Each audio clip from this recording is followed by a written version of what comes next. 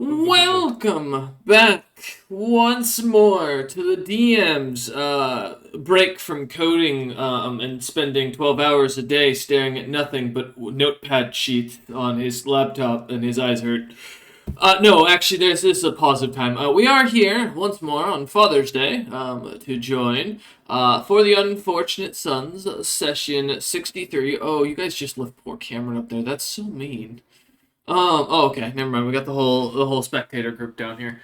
Yeah. So don't mind me talking to the chat in the background. I apologize for those listening at home.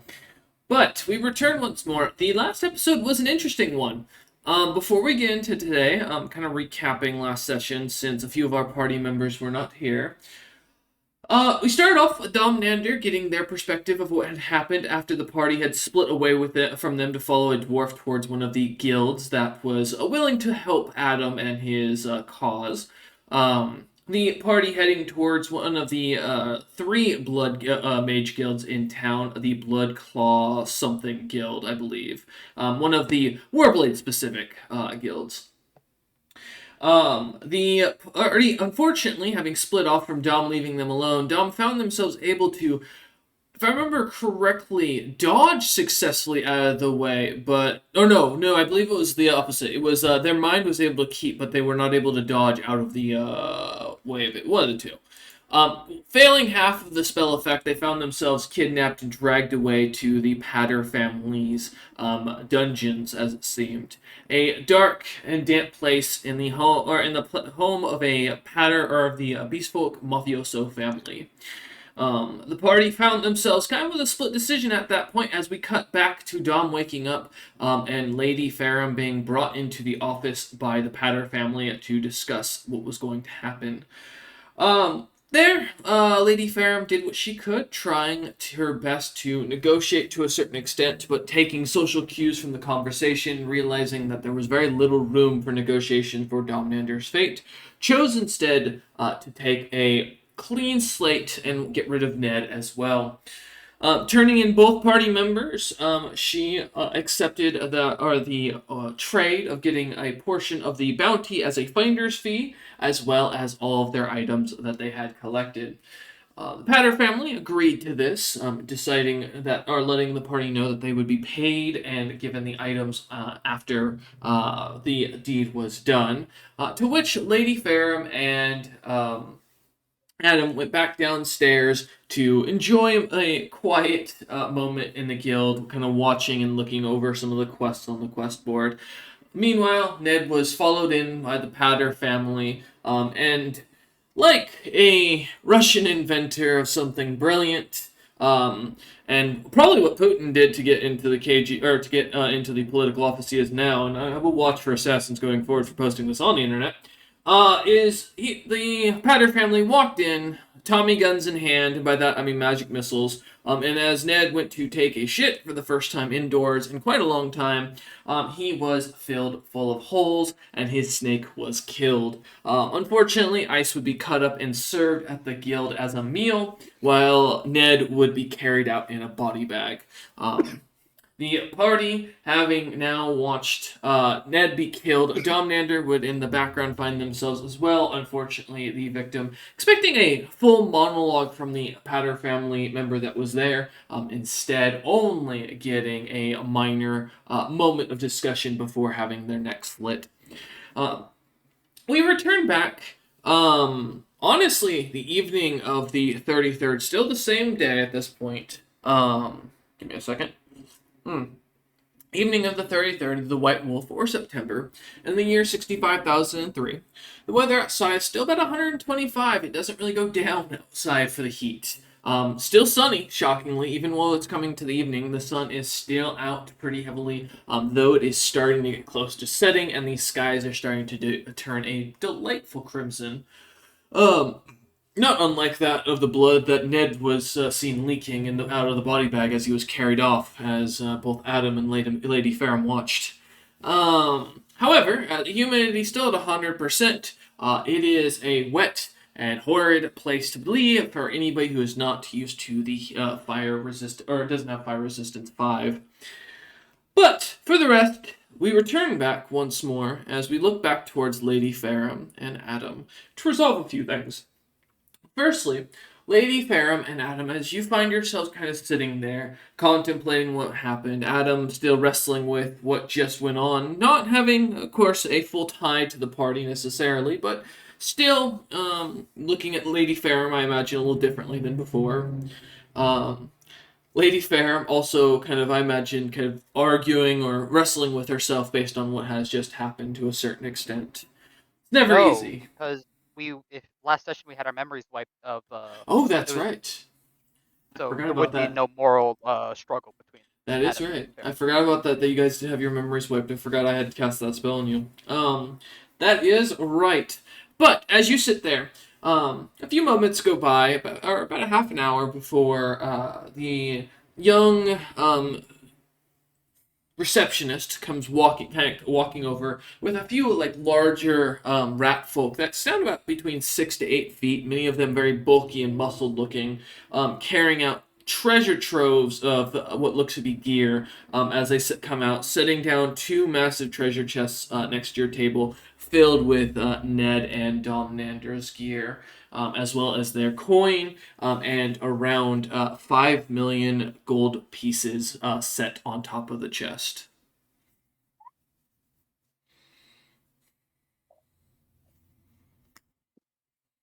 Yeah, absolutely. Um, yeah, Farron will. I guess first things first, she's going to just like kind of give Adam a million gold pieces, and then she'll put the other four into her own bag of coining. Okay. Adam, as you get a huge payday as you watch Lady Fairham kind of like count out the coin on the table. Some of the other adventurers watching as the two rat folk kind of stand there guarding, waiting, letting you kind of go about your gear. The adventurers kind of keeping a distance because of this, but seemingly kind of eyeing as this. I mean, a million gold is a lot of gold pieces. Some might say this is unfair. However, I say this is perfectly fair since Ferrum got me that countering sword a couple sessions back. Yeah, I I was like, listen, I gotta make a profit somewhere. Okay, listen. Hey, don't we all? Adam, Yeah, you also great. get the weird sinking sense that there is something unconcluded here that Lady Fairham and you do not yet know of. And then as If it far was as important, I would have remembered, right? Yeah, exactly.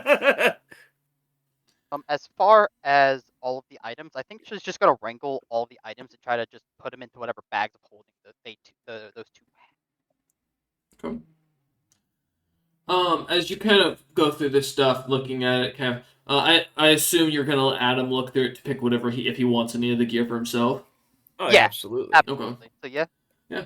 While you two kind of like, as you kind of like grab what you want and put some of the stuff away in your bag of holding, and then kind of look to Adam and kind of motioning for him to kind of start digging through as you kick open the chest. The receptionist kind of looks at you and goes, um, "Excuse me, Lady Ferrum, but you have just gone from a party of four to a party of two. Are you looking for new members by chance?" I am actually, yes. Fantastic. We do have some individuals that are on contract with the guild here. Well, all of the guilds technically.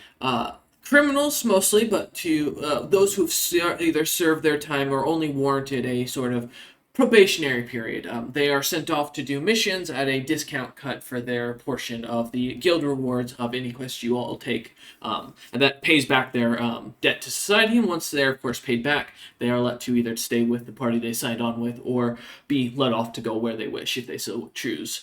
If you're interested, we're going to be this evening here in an hour or so bringing in a fresh shipment of individuals. That is wonderful to hear. Definitely, we will absolutely attend to get some new party members. Thank you very much. She nods and goes, "Of course, anything for a friend of the Patter family." As she gives a little slight bow and kind of walks away. The two Ratfoot bodyguards still standing, but giving a little bit more distance to let you two talk if you wish while watching many of the adventurers to make sure no one comes and bothers you while you go through the gear. What you think they be Absolutely. like? Who knows? Truly, Adam. I'm very excited to see the potential prospects. I would say we definitely should get a mage or a spellcaster of some sort for our party. And Me hope so.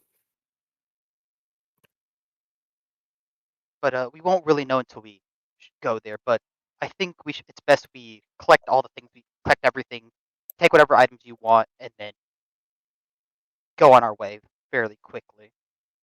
Agreed. As Adam kind of like looks through, is there anything you're gonna take out that's like specific, Adam? Um. And, Of course, the the bastard sword was still on the list, mhm. but I'd already taken that in the past, so I just wanted to make that clear to anyone else. Okay. Plus the last I'm sword. Yep. taking the potion of blur. I'm also snagging the amulet of natural armor. And a question for Sapphire. I know we're both kind of going after those gauntlets.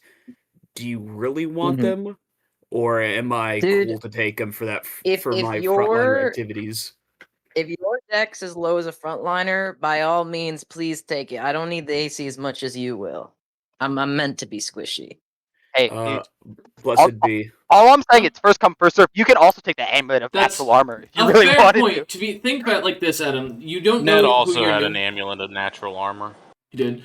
Mm-hmm. Oh, I'm gonna need Adam's gear, by the way, at some Not point. Adam, Ned's.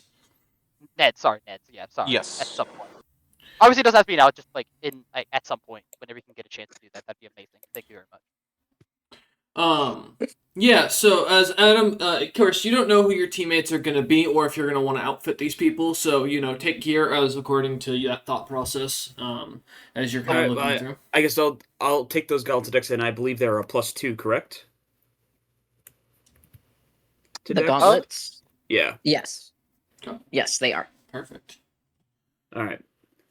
Alright. And that's all that Adam really wants. Okay. As kind of seeing this, Lady Farum kind of leans down and starts kind of putting away the rest of the items into the big bag of holding that Dom had that kind of carried everything in general. As you are kind of doing so, kind of going through everything, you do see as the quest board, or someone kind of comes out towards and walks over towards the quest board. One of the workers there kind of walks over and tears down a bunch of the quests, seemingly from the board, and reposts up some of the bounties onto the board. As they kind of look over at you lot, give you a nod, and then kind of look at a couple of the other adventures and do similar. Before they kind of walk away, and then kind of some of the adventurers start swarming around them as you two kind of see people pulling down bounties, immediately grabbing them and seemingly walking off. Looks best we get ours before it disappears. Adam was having a language issue there for a second. Yeah, His don't accent worry. changed for a moment. Yeah, Sometimes Farum's gonna rum's gotta break out a little bit. Mm-hmm. Yeah, sometimes Rum, got the sovereign rest his soul. Yeah, Farum is gonna go up and peruse some of the wanted posters, and then after a little bit, like after probably a couple minutes, she's just gonna quickly grab one that caught her eye and roll it up, and then she'll end up taking that quest when she gets into party members. Okay, sounds good. She kind of walked back over to the table after a little bit of dig, kind of pushing through the crowds. Adam kind of helping you as he kind of moves a few of them here and there that kind of push up too close. A sneaky pickpocket that as Adam catches his hand, almost kind of giving him a light squeeze, the pickpocket immediately retreats back into the crowd, hiding away. No one mess with the Neanderthal. Exactly. But as you return back to your table, you hear a call or a bell ring and a door open. A few people kind of start walking over towards it. Some of the adventures that look to be singles and doubles. As the receptionist kind of walks over towards you lot and goes, if you'd like, the showing's about to begin. There's a few individuals that are available. Yes, absolutely. And Fair will go. All right. I'll follow. Fantastic. As you two start walking, let's see what we're gonna get. Oh no, bad time to cut out. Yeah, it is indeed. We're gonna. Yeah, go ahead. I'm back now, I think. Okay, cool. As we are, as Lady Farum and Adam start to follow the receptionist over towards the door, where a few of the other adventurers are starting to kind of line up and go through. We're going to cut back a moment to about 3 months prior, as we're going to take a second and introduce our first of the two characters. Starting with Ogadawamanu Kapula Wikimali, or better known as Ofu. I said I'd try it Ofa. once. Ofa, my bad. Would you like to go ahead and give a description real quick, Ofa? Yes, I got the picture too. So standing, or we went back, so I am in the cell, correct? Correct. Yes. Okay. So in this very empty jail cell, Ofa is there, about 6'2" in height, much larger in size. He's incredibly wide, weighs about 552 pounds. He is a rhino folk, wearing tattered shorts, torn about at the knees. And then, when he's got his items, a rope belt tied around his waist to keep his shorts up, and a simple pair of sandals on his feet. Perfect. As Ofa, you came to the Snowbeard lands because you had heard, in your previous experience in a cell, a whisper of a location that was said to be where your quest leads you. As soon as you arrived here, the merchants seemed to misunderstand you. Your work not appreciated, as they tried to steal your coin and steal your items and sell you as a slave. Instead of allowing you to pay for your ride, you clearly had the right, only defending yourself. However, when one of them fell overboard and couldn't swim, well, that was unfortunate luck, as the Snowbeards did not seem to be willing to listen to you when one of their own had drowned at sea. Now you found yourself inside the hold of the newly crowned leader of House Ironheart in a castle that is still sitting without much of a name. Some call it Venkost Old, others call it the Ironheart Stronghold. No real name seems to stick, though. And you've been here for a few weeks, having been transferred all the way from the port cities on the other side of this country to this keep, supposedly to meet with the Justicar and judge of the Snowbeard Kingdom itself, as the king himself did not have time for you. But sitting in the cell, waiting, wondering, you can see the dampness of the stones as water kind of runs down it. The occasional short individual kind of walking by with blue moss covering them. What looks to be blue icy staves, but clearly druids of some sort, kind of walking past, looking at you with disgust. Finally, a new face seems to come in as you see a figure being escorted by a couple of dwarves wearing the sigil of the House Ironheart kind of on their shields. A Waroan or magic caster kind of following behind them. The person somewhat in shackles and looking to look they're wearing adventuring gear. As would you like to introduce yourself, Tovia? Gladly. You would see a 6'10" figure of you probably would have never seen before. They're humanoid, almost human-like, but there's a draconic nature to them. Their face not quite fully dragonborn, but still parts of it scaled, and a horn sticking out of the top of their head in these draconic like ears. There's two large pairs of these leathery but scaled wings. Their torso is for all purpose human like, but still that same scaly skin. Their arms a little bit long proportionally, and their legs a little bit more draconic. And they have a dragon-like scaled tail, but it's a little bit thin, a little bit too wiry for a dragon. They are a closing. And they kind of regard you in these expensive clothes, not necessarily very noble, not the fanciest of clothes, but there's a decent amount of adornment on them, a good amount of money on display for the sake of it. Um, and I did cut out a little bit, DM, so I didn't hear if there was a Chipper? purpose for me being in the prison.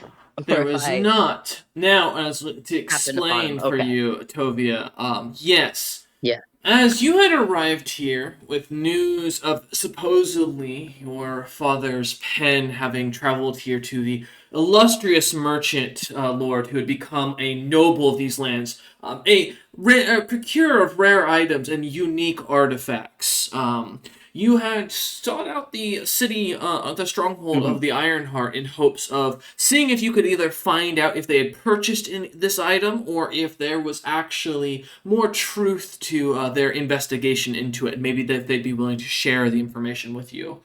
However, unfortunately, when you arrived, the dwarves didn't really take what they thought was a half dragon walking into their front door very kindly. It seems the people here are a little bit hesitant towards dragon folk for some weird reason. And Mhm. and as soon as you got through the gates, one of the guards saw you, seemed to have some sort of strange PTSD flashback. He swung at you first. You only pushed him, but it was enough to knock him over when he slipped into some horse shit, and it banged his head right against the trough behind him, and it was just enough to crack his neck. And all you know is that as soon as the guy you heard the crack, 12 guards jumped on you and everything went dark, and the next thing you knew, you woke up in chains and being escorted down here. Okay, so I'm being thrown into a cell currently. Wonderful. I think, Tovia, then they look quite irritated. Not even the face of like fear, but the face of like when your day gets ruined, and are attempting to speak to the guards like, listen, I've already been over this. I can explain it again. I really don't want to drag my family name into this matter. He struck first. You can compel the truth out of me if you must. I was defending myself. I am here on official business, and is attempting a diplomacy to try to Go for it. not be thrown in a prison cell. With what, as you look over, is a massive beast folk looking figure that does not look friendly.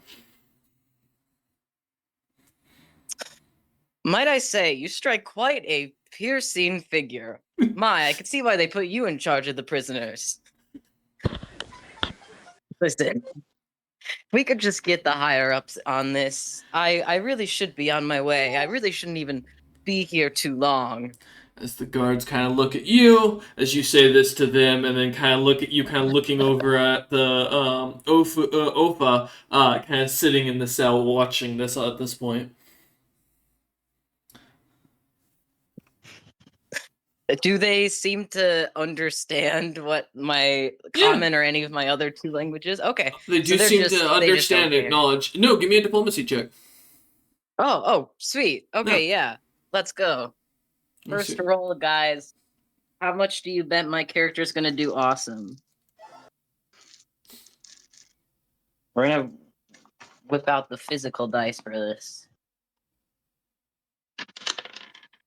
Okay, I believe, and I will double check. You said they're beast folks, so none of them are No, the guards are dragons, so don't give dwarves. my No, bonus. I said that you can Oh, see Ofa in the cell that you're looking at that they're about to throw you in with him. Oh, gotcha. Okay, Mm-hmm. but then they're dwarf. I still They're don't get dwarves the of House bonus, so Ironheart. Yes. Yeah. I believe I'm double checking my diplomacy bonus right now. I believe that is just a 20.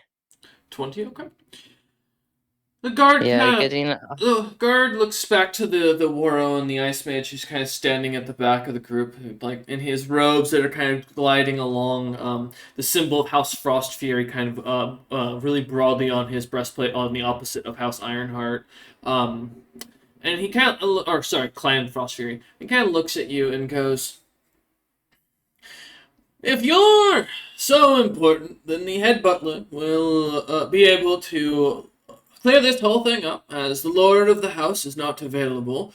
You're the second individual to claim to want to speak to these individuals, so we're going to have you wait here while you are a danger, and we will see if you are to be judged for the death of that guard, and a close friend of many of the individuals here. I will let you know he was 3 days from retirement. That is quite a shame. It seems most people here don't realize I'm not dragon, and it leads to such complications. But very well. If I'm to wait here, then I will wait here. And seems very much like they're resigned, like they aren't happy but don't seem to want to push the point. And just audibly sigh a bit. As you see, the Warren kind of stops as the guards kind of open and push you through, Tovia. The Warren looks back over at Ofa and goes, Ofa, don't bite the noble. If you eat her, or eat him, there's going to be a problem. I just I look up at the imagine we'll get guard. on. You're disturbing my silence. You see a slight nervous look at him and goes, right, I'll let you get back to that. As he turns and walks off with the guards as they shackle and lock the door. Tovia, despite just hearing Ofa say that he wanted to silence, they're not gonna listen to it. They're gonna walk over merrily and attempt to engage in conversation. So, what did you get thrown in here for? Anything exciting? Mine certainly wasn't exciting. Between you and me, and they kind of whisper conspiratorially, it wasn't even really a fight. He kind of killed himself, slipping on horse shit, if you'd believe it. I punched a man off a boat. Rad. See, that also to me feels like you should get away with it if it was cool. I miss being back home. Wouldn't have to deal with this. So, where are you from? Kind of a trick question. Everywhere? Exciting. You must know so many things. Not as much as you would think. Most of my young life, I was chef. Like cooking food and stuff. Correct. That's exciting. I can't say I've really cooked. Just wasn't really a thing I was taught, but I respect the art. I mean, knowing how to make things taste edible when you're traveling about is definitely a good skill. I've been running into the issue of trail rations being absolutely disgusting. Say, are you I know you're in jail and I don't know what they're planning to do with you, but if you get out of this alive, are you planning to go adventuring? I actually could use some hired muscle, and well, not to be too obvious, but you look very much like muscle. And I could certainly use a chef if you still cook. I have not in a very long time, but I'm not against it. I still have my equipment. Yeah, I don't know if they took anything off me when they threw me in here, which, considering I'm a mage, is kind of a little reckless, but I won't complain. You hear the door begin to creak open, and you hear in Giant. Do either of you speak Giant? Yes, I do. If I still have my helm of comprehend languages, I can understand. You do. It. You both have your equipment currently on you. Perfect. Then yes. As the door opens, you hear in Giant. That is because we do not fear what you can do, for those who work in the house could easily slay any of you that would cause us damages. My name is that of the House of Soot. I am a member of the service and a welcomed apprentice to himself and the great and mighty school that he has achieved for those who want to perfect the right of butlery. I would ask that both of you treat this situation with the kind respect that an adventurer or someone of interest of saving their lives would be acquainted with. Thus, I ask both of thee, as you're kind of guilty of crimes, what you would have us do with you. Before you answer, allow me to explain. Our lord is currently in the deep dark on an expedition, looking into tombs and items of ancient value, and does not have time to unfortunately judge you. I could ship you off to the wall that this Greg's Marathon has created and allow you to live out your lives fighting the Thrycreen. Or I can offer you to a guild to pay back the time and damages you did to us, and the House of Ironheart and the Snowbeard Kingdom. Or I could execute you both and call it done if you wish to just be absoluted from your crimes. Can I ask how much in damages my charges are? Well, that individual was recruited specifically all the way from Greg's Maratom's territory, has been a close friend of James Ironheart since his early days of starting out his merchant company. Though I am to believe that he was one of the individuals supposedly associated with treachery when one of the individual merchant companies under him had betrayed him, but he was pardoned and given the right to re-earn his place to our company, to which he would have done so if he had retired in 3 more days, getting the bonus given to the company to pay off the final bit of his debt. And instead, you took his life. So that would be about 500,000 gold pieces. I see. Well, I'm a little bit light on coin given I wasn't exactly sent out with the family's entire treasury. I suppose the most favorable of those options would be working with a guild. I was sort of interested in that anyway. I look at Ofa to see what he seems to say.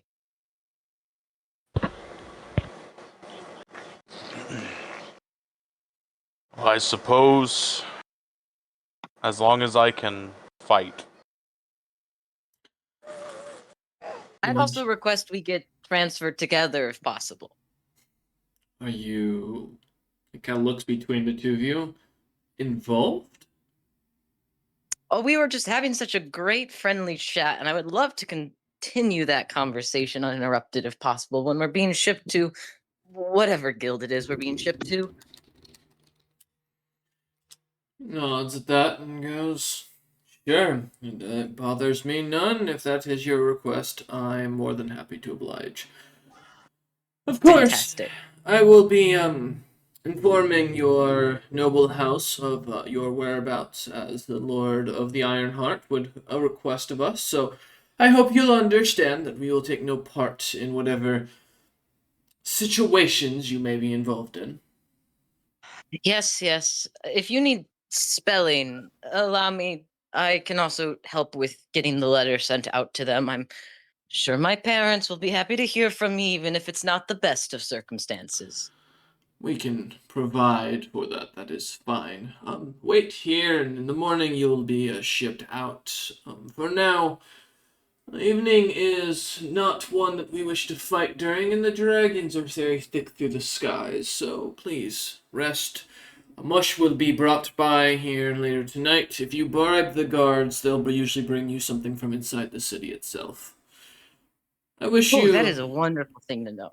a comfortable night, as he kind of gives a light bow and kind of slowly backs away out the door, closing it behind him. You know, he reminds me of some of the guys we had around our family's house. Very formal, very polite, but so stiff. I prefer more casual conversations. You Looks at talk a Opa. lot. Well, yes, talking is kind of the trait of my people. I'm taking that's not the case for you, which is great. That means if we happen to partner up when going adventuring, I can do all the talking, and you can just make sure I don't get stabbed to death You or crushed to hear death. from the other from a cell like beside you, where someone shout out in Dwarvish, "Oh, for the love of God, shut up!"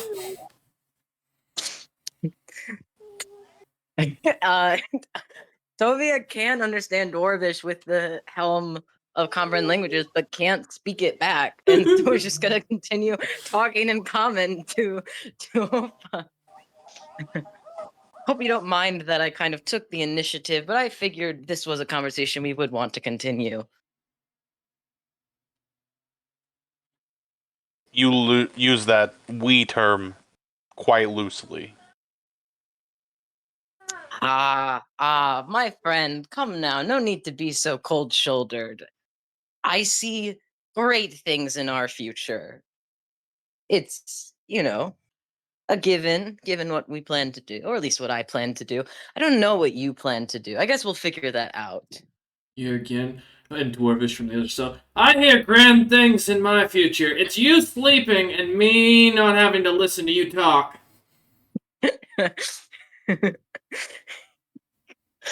um Yeah, I guess Tovia will keep, despite the dwarf talking, until Ofa either ignores them or tells them to shut up, in which case they will probably just like wander around the cell, take note of whatever. They don't seem like they're good at waiting or good at being bored. Um so they're gonna find what they can to entertain themselves until they can bribe a guard to bring them decent food.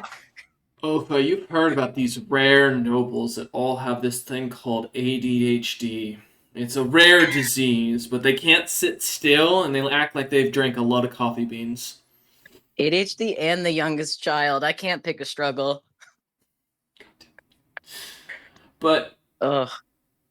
as you begin to kind of bounce around, walking around the cell, it's just a simple stone cell, some damp bricks here and there. The moss, as you kind of poke at it here and there, a little wet, but doesn't seem to have anything, unfortunately, living in it. The four beds, if you want to call them that, are slabs of wood kind of strapped to either a iron pillar that supports the lower one or the upper one that has like chains kind of loosely holding it.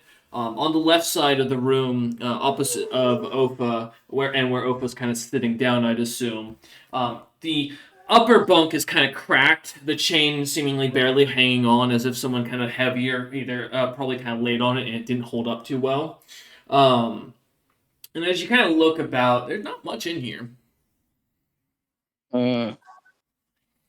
You said they didn't take my stuff, right? Correct. You are the only thing you're in are shackles. Both of you, your feet and your hands are shackled. Okay. Okay, so I can't like really do much. I guess I'll just um I guess I'll just start counting bricks or something. I don't know, kind of boring. As you kind of, Just as you do, time yeah. kind of passes, and one of the guards One, walks over 10, finally after 100. about an hour, and kind of walks up with a heavy cart as he walks over to this door that's the only really open portion, kind of opening a little porthole at the top and looking through. As he looks at you, both of you, to make sure you're not at the door, and goes, "Slup!" as he shouts in Dwarvish. Oh, wonderful. I'm so looking forward to this. And I'll walk over to get my bowl, and I would like to pretend to drop it and be like, "Oh no, such a shame. I'm so hungry. There's no way I could pay you to get me something else. Is there?" Give me a perform check. I don't know if I actually have any ranks in perform. I was hoping for bluff. Yeah, you know what? You know what? I'll take a bluff. Sure, why not? Okay, wonderful. I say I'll do it anyway. Um, that is a firm 19. A firm 19. Getting kind of middle rolls so far.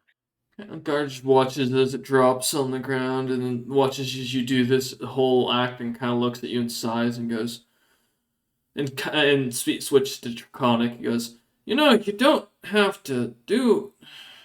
I've got muck that I have to clean up off the ground. Great, sure. What?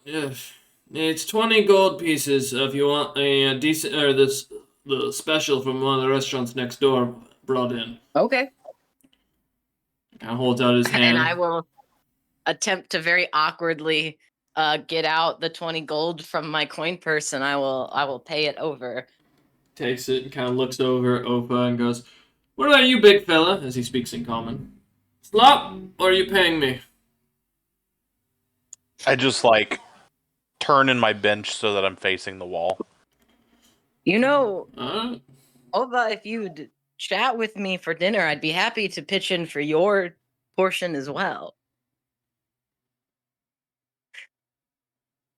Nope. Okay. I'll take the slop for him, and I'll take the second bowl and bring it over.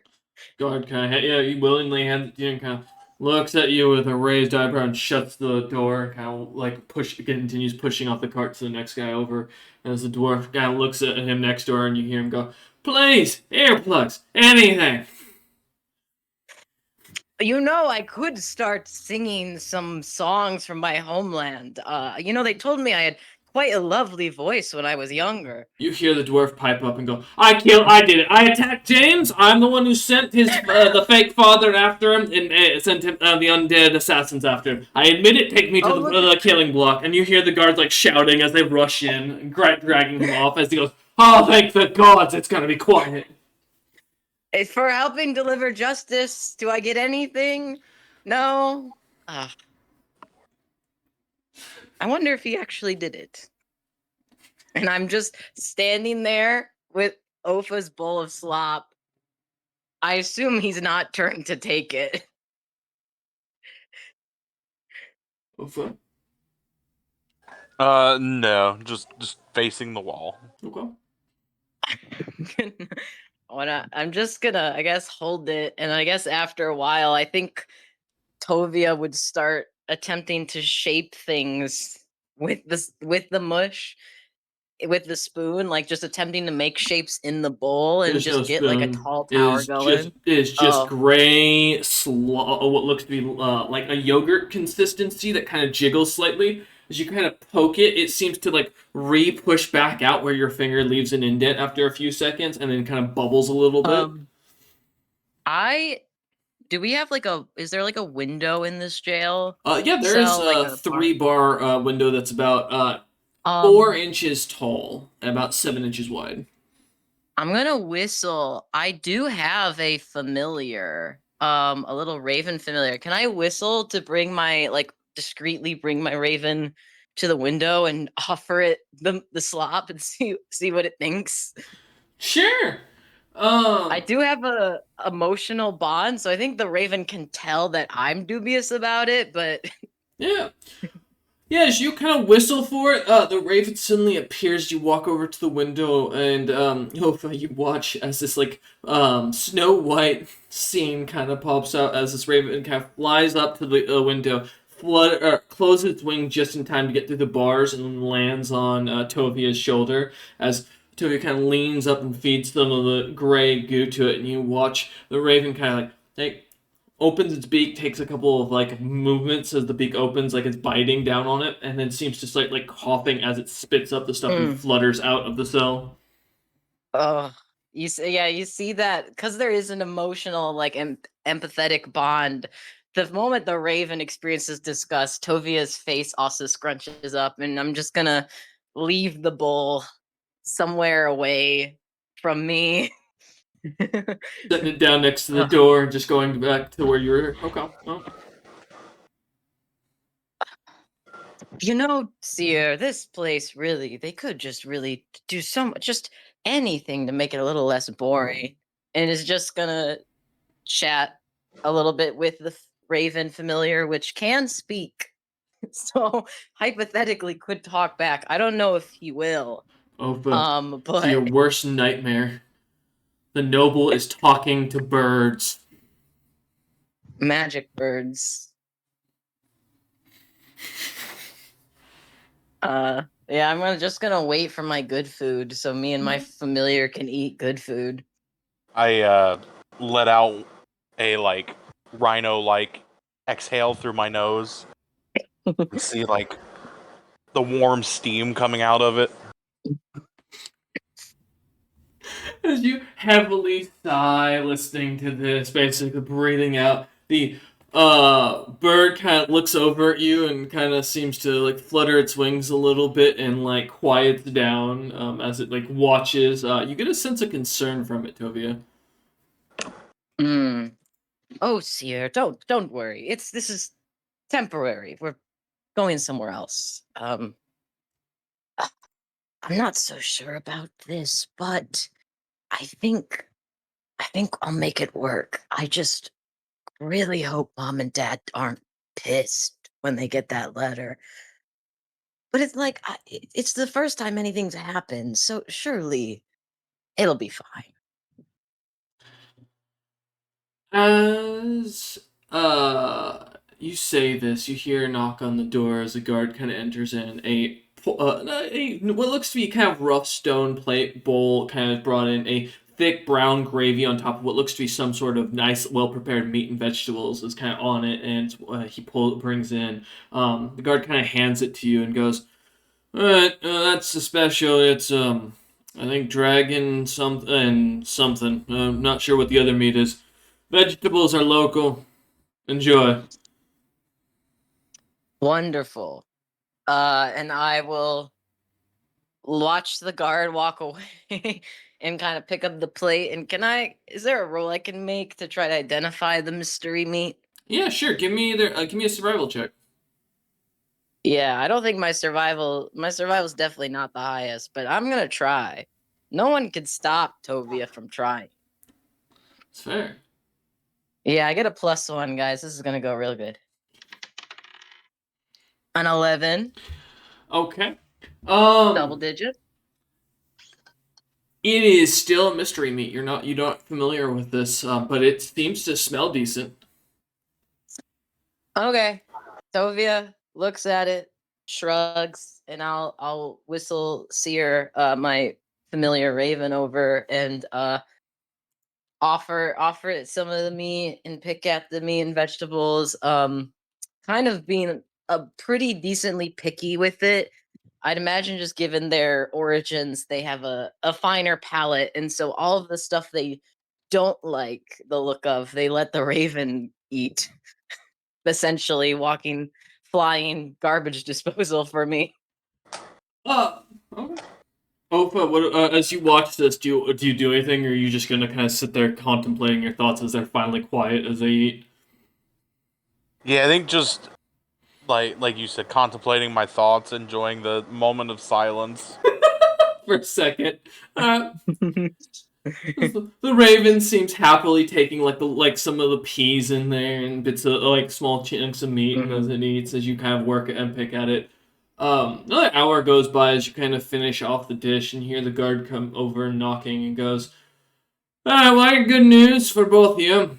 We got someone willing to travel in the night. You're being shipped off to Hraesla, as it looks like the warfront has seen a lot of adventurers without many other party members surviving.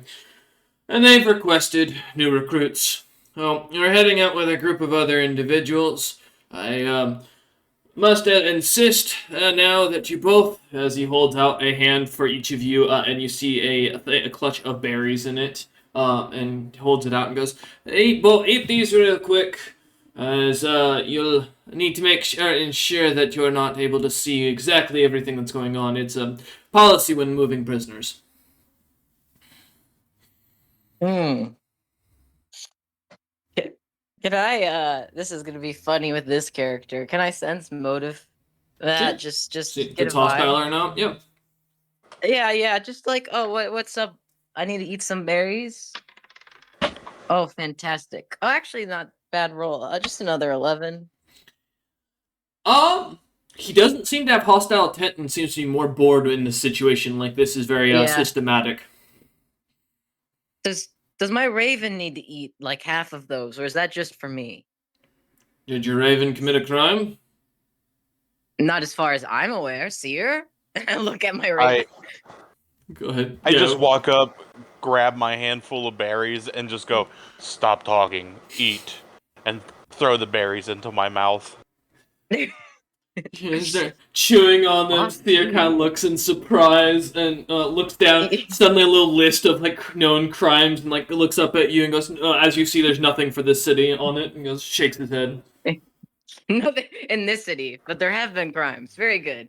Yeah, I guess Tovia will laugh at Ofa's comment, seemingly unbothered. by the irritation and will eat the berries. Yeah. A few moments kind of go by as Ofa kind of takes a seat again. As the guard kind of instructs both of you to sit down for a moment. Suddenly the room kind of swims and goes black as both of you immediately pass out. Fast forward. You find yourselves both kind of waking up in a wagon. The city of Praisla kind of in the background as you're being pulled. About 3 other prisoners kind of looking about at you lot. As you see, and give me a moment, I am going to pull up a couple of interesting things.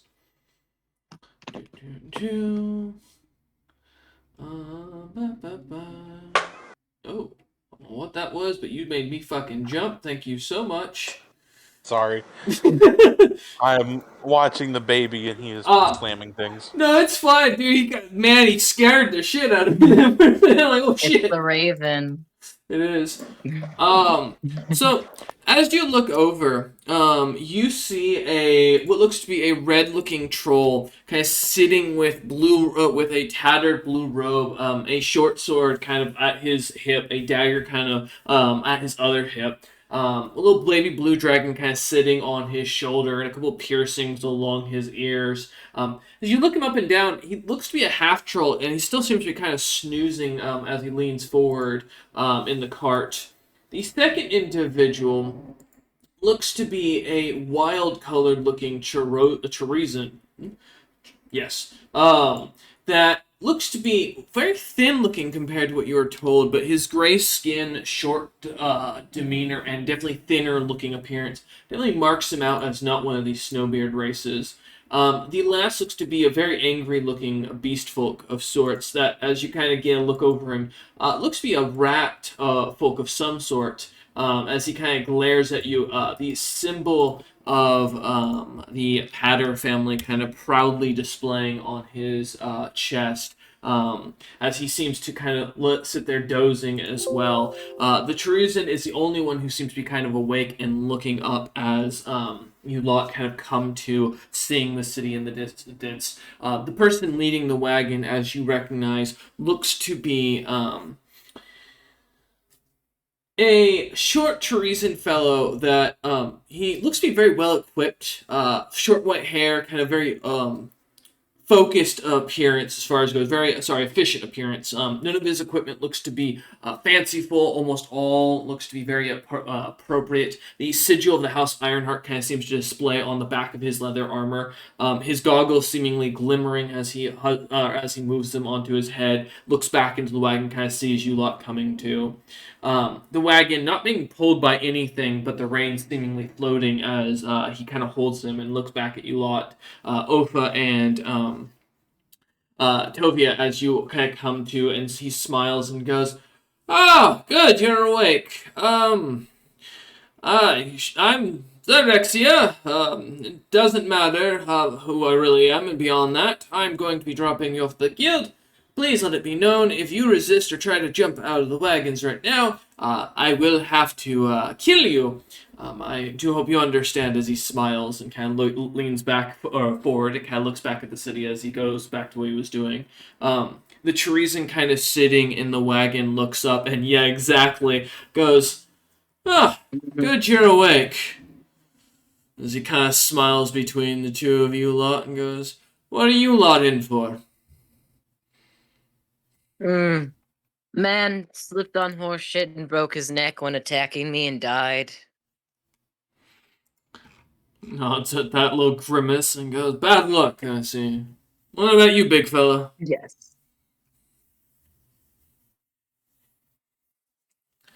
Ofu is quiet. Is is he choosing not to respond? Let's see. Yeah, I think I just stare at the guy. Tovia will pipe up. He punched a guy off a boat. Allegedly. I wasn't there. Oh, nice. Remind me not to get between you and the ocean, then, as he kind of like gives a light ribbing towards Opha's like arm and realizes that Opha's like solid muscle and like rubs his elbow a little bit as he pulls back. But as he looks between the both of you, he goes, I tried to hook up the Lord with one of my daughters, and apparently, I didn't know it was against the rules to lock him in a room with her while she was in her birthday suit. Someone should have warned me that dwarves are such snooty people. Hmm. You know, they do really like making armor and such. Maybe they just really like having clothes on. I'm not sure. I was only ever in the Snowbeard lands for the task I didn't get to do because a guy, I don't know what was wrong with him. I think he has a fear or hatred of dragons, which I'm not, but he thought I was. So he Hmm. came at me. I don't really know. To be honest, I didn't even really see him until he was punching like my shin. He couldn't reach my face. So And nods at that. Well, I mean, many a racist out here. You have to be careful when you're dealing with locals. Some nations don't even recognize other species amongst them as the same level. Caste systems can be rough. yes, yeah, this is what I'm finding out now, being out here. I mean, I lived in a very specific part, but the cracked lands really didn't seem. We were all kind of just closing, not all Oh, closing, not all family closing, but you know, you're from the closing lands. Are you part of the noble house? not house closing. No, Hmm. I come from a bit of wealth, but nothing, no one you would probably know outside of the lands. Oh. That's why I'm in this predicament. If I had that kind of backing, I wouldn't have been in jail. Oh, I mean, unfortunately. would you say you? I mean, it sounds like you kind of hunger for what glory and achievement or something. Is that what your goal is out here? I mean, I think everyone hungers a little bit for glory and achievement. I think True. anyone who says otherwise is probably lying or, I don't know, just really been through a lot. He I'm too nods. young to have that kind of grizzled nature. Not like Ofa over here, who's clearly got some dark, mysterious past going on. I am adventuring. I've got some items I need to find, stuff I need to do. I'm just trying to see the Really? world, you know. Yeah. Well, I mean, I have a friend that might be able to help you if you'd be interested. He knows a lot about magic items and is very good at assisting people with finding them. That would be wonderful. Magic items and arcane research is part of why I'm traveling actually. Fantastic. You know, I'll introduce you to him when we get to Raisla. It's a the temple is great. The priests are fantastic. A little unique, but you know, good people. Good people. Yes, yes, yes. I mean, everyone's unique in a place you've never been before. I Exactly. just put my giant hawking hand on your leg, and I go again. Talk too much. On mine or on this guy's? Because Yours. we're both talking. Whoa. Hello there. Ova, I honestly thought you had disassociated several minutes ago. Always listening. See? And this is why I wanted you For the around, Ova. record, I could tell. I'm only 5. Wait, do you say that in character? Yes. You see the Tristan kind of looks at Whoa. you with surprise and a raised eyebrow and goes, "Oh, the poor woman that birthed you." Wait, is that normal for your people? Or, because, like, you're younger than me, and I'm not used to that being the case. I mean, it's normal for beast folk in the way that you live the same life that the animal would. I don't know that I've seen the animal. I'm gonna assume you're a fully functioning adult, and I didn't offer to hire a kid as my bodyguard. And Toya's Adult kind of enough. squinting. Mm. Tristan kind of looks at I'm him and your. then looks at you again and goes, "He looks big enough to be two, maybe three adults." I was gonna say I'm not used to being the age superior. I'm the the youngest where I'm from. This is I'd like to say it feels powerful, but I mean, look at the guy. You see, as the individual kind of running the car or kind of commanding the wagon, looks back and goes, "All right, quiet now. No more talking. We're about to enter the city, and I don't need any of you getting noticed or recognized before you're put through. And I swear, if any of you have an ambush, will do what I did to the last lot, and your friends will end up on the same chain line as you lot." Okay. I just like stand up in the wagon and watch out at any of the people in the streets. Oh. See the guy kind of like Olfa. gets nervous. Go ahead. I don't think he's gonna like you doing that. Guy leans back and goes, "Fun fact, I have a great sense of hearing. That's why I was hired for this job, and you're correct. Please, for the large gentleman in the center of the wagon, can you please sit down? I would really not like to have to tango with you, because I'm sure one of us is going to get hurt."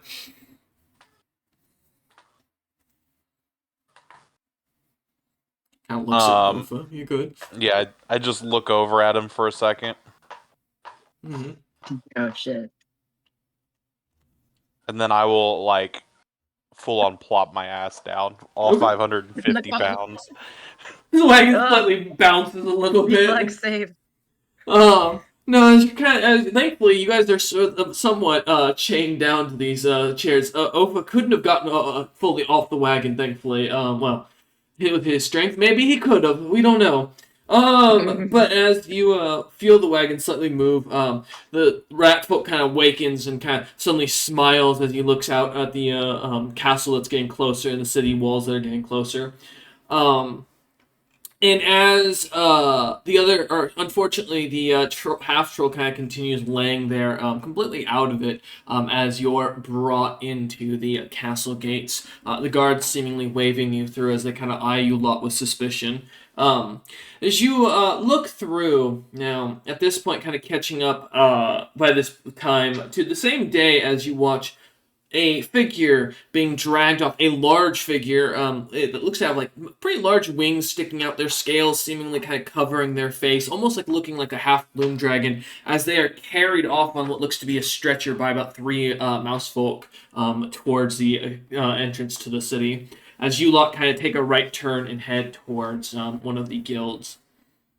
The wagon master kind of takes you lot finally about another 30 minutes through the city and towards the back of the guild as you're kind of ushered through a long hallway where you can see runes and glyphs kind of drawn on the walls, seemingly enhancing those who are around you as the guards seem to kind of buff up around you. You feel your body slightly weakening as the influence of the magical spells in the area begin to take effect.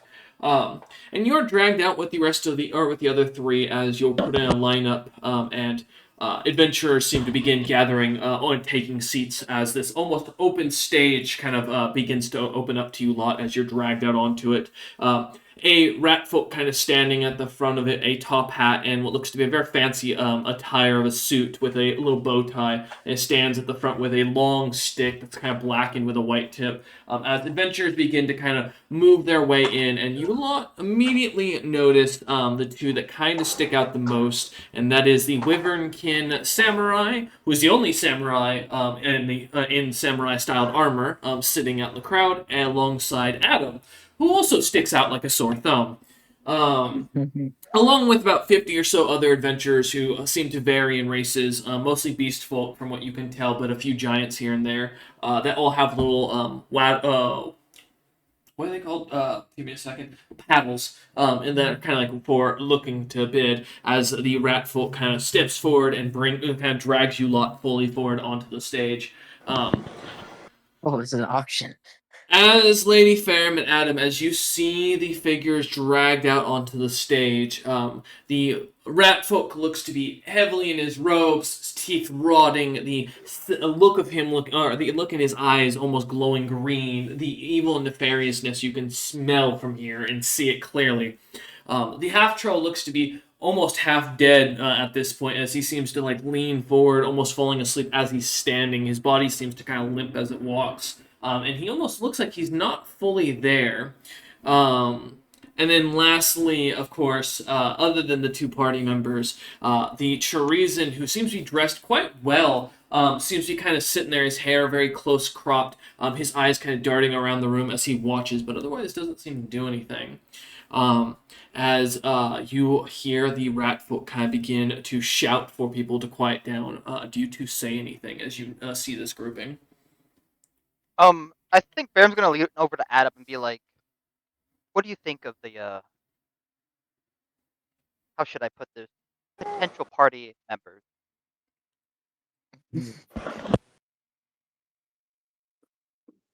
Well, me no like ones that look decrepit. I agree. I do The like the other look one of looks that. like a little shit. Baron's like, "Does I do like the look of that beast folk, though." Big, strong. Another for the front line, I suppose. And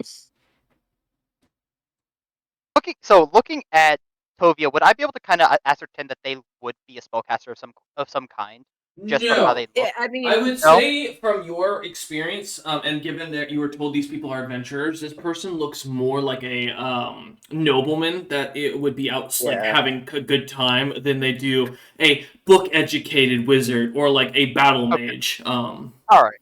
Mhm. And then Brim's just gonna look at it and be like, "The last one looks like a noble. Could provide. Fancy pants. We could pick them up and return to the family for a reward." Good idea. But let us see what the bids start at, and we will decide then. As you hear, Suppose so.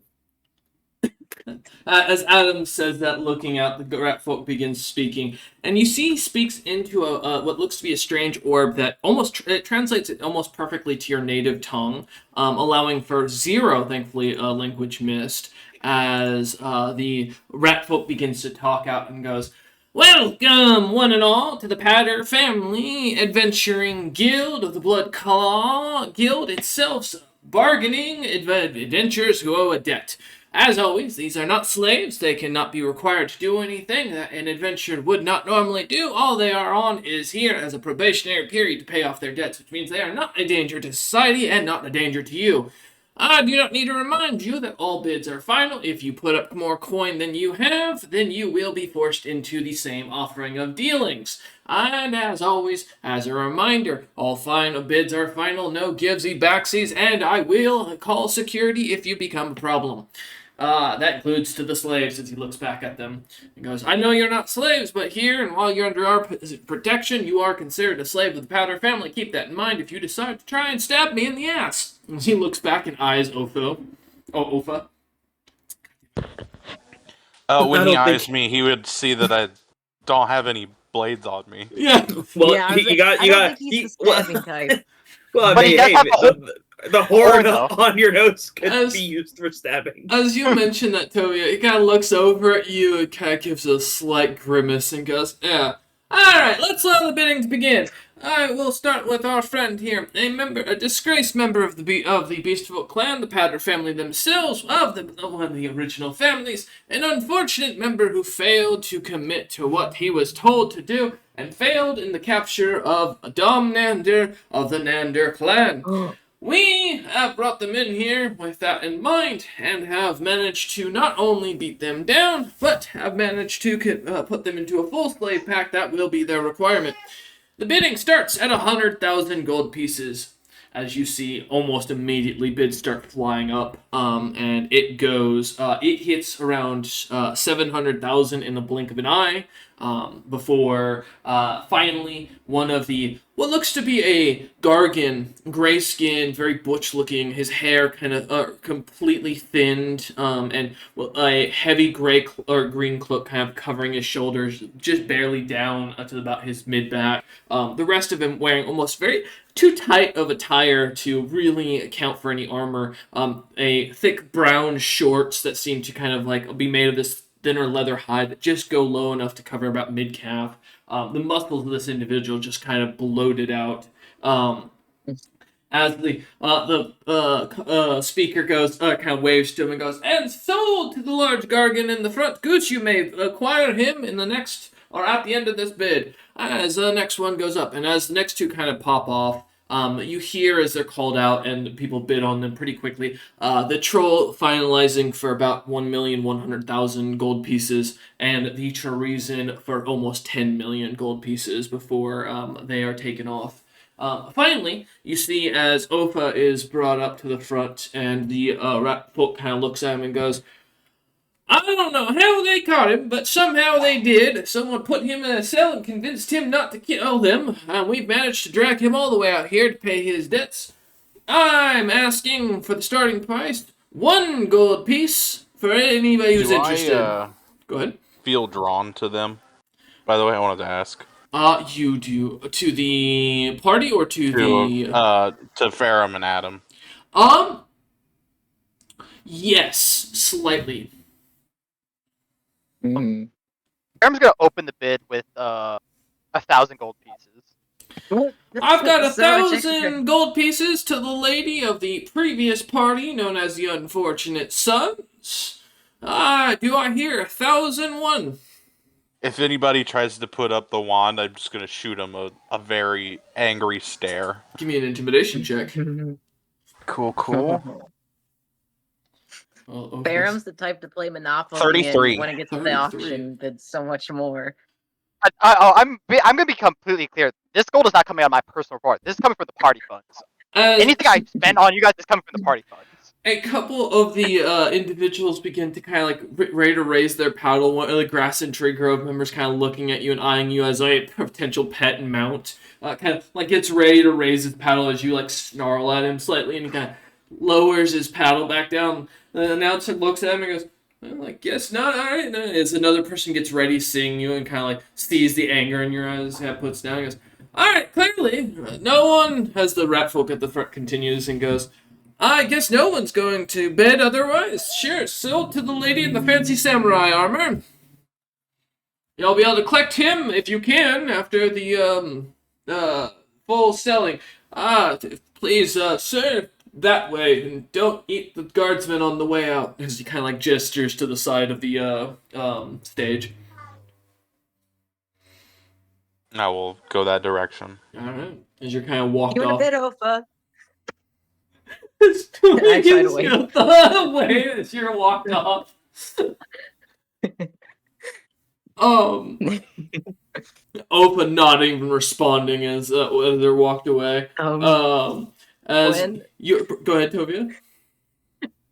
I was gonna say when Tovia gets bet, they want to see who's gonna bid first, and if the same party that got Ofa bids, I'm gonna start talking so loudly and annoying that no one else will want to bid. My plan's to try, if that party bids, to sabotage all the other speakers. Okay. Well, let's see what they're starting bidding. Yeah. Yeah, let's see what's starting bid. As the rat folk looks up and goes, all right. And now next up, we've got an individual. Couldn't tell you what it is. Other than that, it's a member of the close-in, not of the noble house, as we did confirm, but still worth a lot. A noble of the Venetis and Coilborn house. Two houses of quite big, rather... Sure, as he looks at you and kind of stops and kind of glares and goes, yeah, that. Anyways, having not only managed to cause the death of a personal friend of the legendary leader and the individual who overthrew the entirety of the Snowbeard Kingdom because they upset and insulted him, as well as dared to sell his parents into slavery and kill his father, supposedly, that individual killing the best friend of the James himself, one of his loyal guardsmen. For this, there is an associated value of 2 million gold pieces as a starting bounty on it. For anybody who'd be interested in bidding on this individual. 2 million. Wow, that's so steep. I Um, wasn't aware I allegedly killed his father. That was not told to me when I got here. So funny story about what actually happened. As he snaps his Anyway. fingers, and you see Tovia immediately finds her or finds their face covered, almost a mask completely covering, just enough to breathe. Exactly. Yeah, good. So the starting bid is 2 million. Yes. That's Faram's crazy. gonna immediately cover Adam's mouth and hold his hands so he cannot bid, and she's not gonna bid until to see if someone else is gonna bid. You see Well, Adam hasn't been bidding. He sticks his tongue out because that's gross. Don't do that. Don't do Boundaries. Maybe Farum, you Boundaries. feel a wet tongue on your hand as you cover his mouth. All right. Well, so Faram's gonna look at this fucking goddamn noble, and then just she's gonna heavily sigh, and she's gonna hold up the paddle. Going once, going to. Oh shit! Someone actually does bid. All right, 2 million for the lady in the back, the beautiful Wyvern kin who has recently come into quite a bit of wealth. We're proud to have you here. Make sure to stop by our gambling hall after this. All right. Does anybody else want to bid higher than 2 million? Please, love of God, someone get this creature away from me. It's still talking. It should be theoretically out of air by now. I don't know how it's still standing. Can Seer on my shoulder, the Raven, just say the words "no bid" and just basically as it mimics talk on my behalf. Yeah. The speaker kind of looks at the Raven and looks at Siri and kind of looks at you again and then looks out at Lady Fair and goes, "Are you sure you want to pay 2 million?" Faram's like, they will. Sorry, give me a second. I will get my return out of them. Alright, hey, your funeral, not mine. All sales are final. As he waves his wand, you hear the sound of a gavel slam. Tovia's mask cap pulled down, and he looks over and goes, "For the love of God, please, I don't want to hear it. Go that way." Sylvia, with all the joy of a child who got what they wanted, threw a fit and then got what they wanted, skips off the stage and will head over to where their great buddy friend Ofa is. Ofa, to your worst nightmare, you watch as Tovia is bid and successfully gained by the same party you're going to. You guys can just, in the distance where I'm at, hear a very loud just, ah! The guards Robert, aren't you glad pull we're back in friends? fear and thinking he's about to do rage. Weapons drawn. Really asked Robert Yeah. when making the characters. Oh, do you want our characters to maybe know each other or maybe have met? There you go. They have met. Yeah. We've met. As you're brought off stage and kind of brought to the side, the two of you see as Lady Farum and Adam are ushered down as the speaker kind of wraps everything. Goes, all right, that's the last of our servants, of course, not slaves.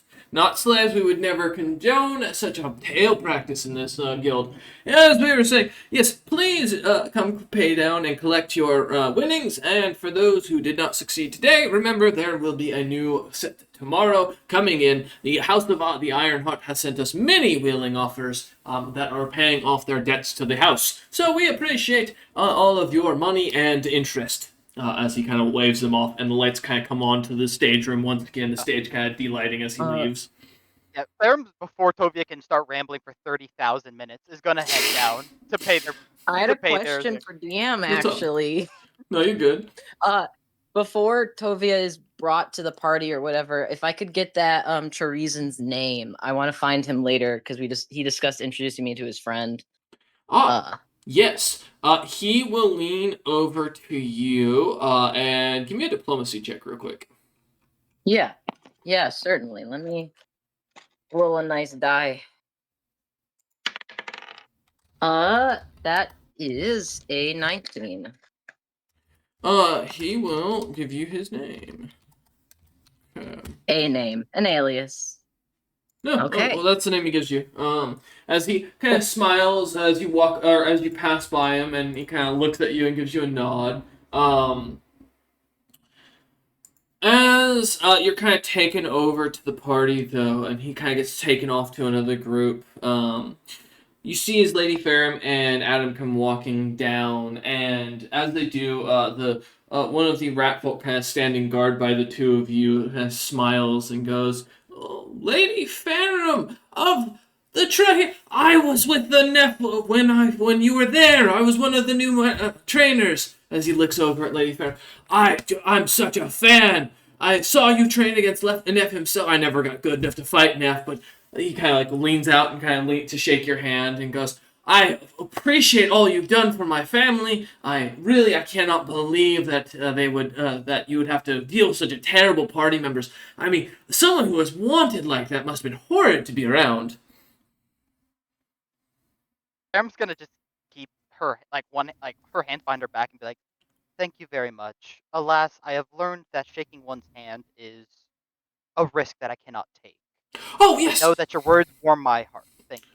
of course, of course. He kind of like backs up a little bit, and goes, "You know what? Great advice." And he kind of looks back at Ofa and Tovia and goes, "You should listen to this to Lady Ferrum. She is a legend from the Drahir clan, the greatest samurai clan around." But Ferrum, not like the Closenland's noble house of Ferrum, right? That's just a coincidence. yes, that is simply a coincidence. Yes. Then I'll take it as fate. Where do I go to pay for these fine individuals? The rat folk kind of looks back at you and goes, "Oh, you mean I collect for my family, and then I'll go and deliver that for you." Yeah, Ferrum's gonna hand 1,000 gold pieces and then begrudgingly have to go into her own bag of coining to pull out the 2,000,000. Kind of takes it happily and like looks between you and Adam and looks back at you and goes, "Hey, you already got yourself a pet. These two should be even easier." Me no pet. Oh shit, he talks. Yes, Adam is a comrade of mine. He is not a pet. Oh, now you give him when rights. when Yes, is Adam speaking common right now, right? correct. Yeah. Okay. So is the rat folk. He kind of takes the money though, and kind of looking at Adam, and kind of like looks back at the other two, or at Tovia and Ofa, and kind of looks at goes, yes. No, these two should be easy trained. The big one is potty trained. We made sure of that in the cells back in the Ironheart hold. I don't know about the small one, but it does, well, smaller. Kind of puts the air quotes as he looks at Tomi up and down, the giant in front of him. 6'10". I'm much slimmer, but I am taller than Ofa. Yeah, he goes, Oh wait, how tall is Ofa? 6'2". I'm 6'2". 6'10". yeah, Tomi is bigger, Okay. but I also slimmer. just I am much built like a remembered- dwarf. I'm I also- way wider than I am forgot- tall. Right. I forgot I forgot you guys this size. That's fine. The rat folk kind of looks at Tomi and goes, "This one though doesn't shut up according to what we were told on the wagon. So good luck." He turns and like leaves. Ferrum's gonna first go over to Ofa and simply look him up, pat him on the shoulder, and then just nod. And then look over at Tova. Ofa doesn't need anything. Nope. Tovia, a Venitus at your service. And I'll do they'll do like a little bit, not like a bow, but like a sweeping gesture. Something just a little fun and fancy. Ferrum for here. A pleasure to meet your acquaintance, Tova. Yes, I wasn't expecting to be in the fire giant lands, but here we are. A little hot for my liking. So you come from the Closen lands? Yes, the Cracklands. Yes, Closen Kingdom, not of the Closen family. Seems to be a common misconception. We're called the Closen collectively, but the Closen house is its own family house. Now, my family does have. Never mind. You won't be interested in the semantics. I'm not directly related to the house. Oh no, please So, continue. I am quite actually interested.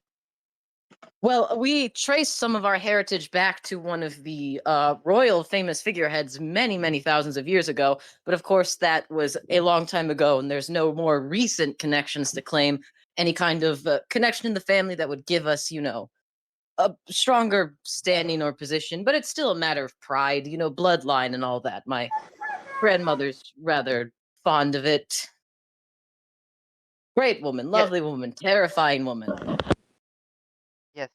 I understand where you're coming from. My family, Koboldkin, are quite into the bloodlines of their families as well.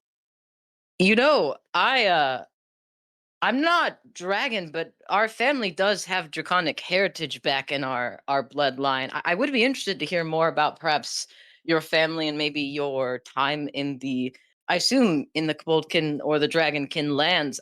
I've never had a chance to visit. I do have family out that way.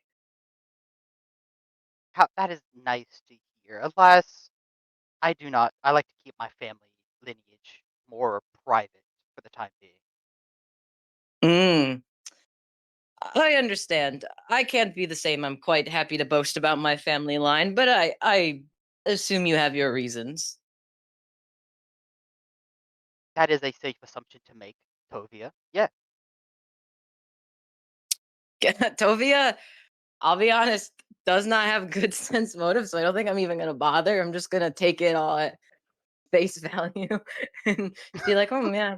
Yeah. But I think Tovia's kind of thinking to themselves, like, man, imagine not having that much pride in your family. And it's just, I think, a little sad. A little sad for Ferrum. Oh man. Oh, Oh, if only Tovia knew. Oh, if only they knew. right. Hey, you could tell Tovia. Um, as the chains are as the red folk walks off, between or as you guys are talking, you see as soon as the door shut, the chains on Ofa and Tovia immediately pull apart and kind of clatter to the ground before disappearing into their shadows. And you hear as the receptionist kind of standing up at the door, looking down at you lot as you look around, noticing you're the only ones left in the room. She kind of like humbly kind of like clears her throat and goes, apologies, but we do need this room for the seminar. There's a rum talk coming right after this, and Rum himself is supposedly visiting a really he's a respected ogre scholar that travels quite often, and I don't think you'll have Uh, tickets, I believe. Sam's just gonna smile. I'm like, yes, of course. Our apologies. Come, follow me. Let us How, get you all how, something warm to eat and drink. And Bam's not gonna fucking let Tova speak. They're basically gonna drag Tova along with her. what are the tickets? I'm interested in this talk. Nope.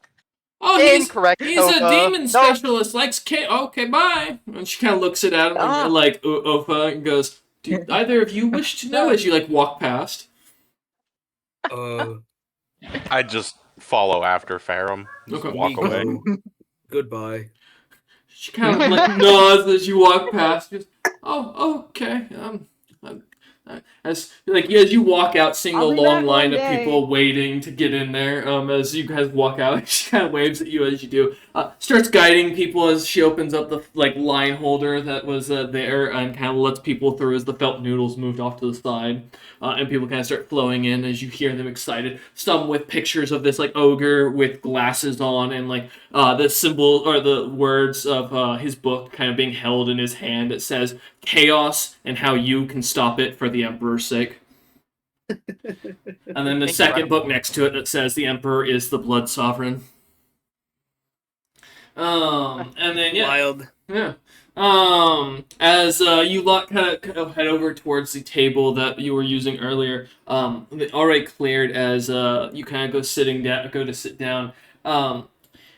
The one of the servants or one of the waitresses working kind of walks over to you lot and goes, excuse me, would you like some of today's special? We have Ferum's just gonna be like, yes, please. 4 perfect. orders and just water. Well, just water, understood. I'll have the snow melt prepared. And just to clarify, if any of you do finish it, it is free. Finish Uh-oh. what drink? As she walks away. And she Water. was referring to the dish. Oh. Uh, Me, Adam. Nice meet you. Oh, wonderful. Yeah, we didn't make introductions. Tovia of House Venitus, and I'll do the same gesture I did to Farum. Are you another like Ofa where you don't talk too much? Uh, kinda? Well, you replied to me verbally to answer that question and didn't just sigh. So I'll say that you're more talkative than Ofa, which is great. Hmm. Where do you hail from, friend? South. South? From here or Far. South. Can I attempt some kind of intelligence roll to Yeah, give me a see how knowledge well? geography. Yeah, just see how well Tovi Or actually geography. knows anything outside of the Closen lands. Let me see. I don't know if I've got geography, but I have a decent intelligence. That is not bad on the die. That'll be a 20, not natural. Um, Adam looks like one of the very rare Beastfolk clans that the collective had recently talked about as a research paper had been published about them. Um, of a hairless ape-like clan that supposedly were able to learn languages at a far higher pace and were a lot more magically capable than other Beastfolk had been in the area, and of the same seemingly bloodlines. Supposedly they were wiped out a while back. After they did a massive migration from their homelands that was never talked about. They were studied during the migration, and then they just vanished. So he's kind of a rare specimen. Oh. And to note, he comes from, and I believe it's. Let me. Celica's the southern continent, right? You know what? I have to check it every time. So we're gonna find out together as soon as I find my map to load it. Learning together as a group. Because, fun fact, the DM never remembers his own north and south, as he fully doesn't continue to talk as he looks quickly for the image that has the answer. Don't worry, on it. DM. I can cover it. So, No, alright, Selmica. Yep, sorry.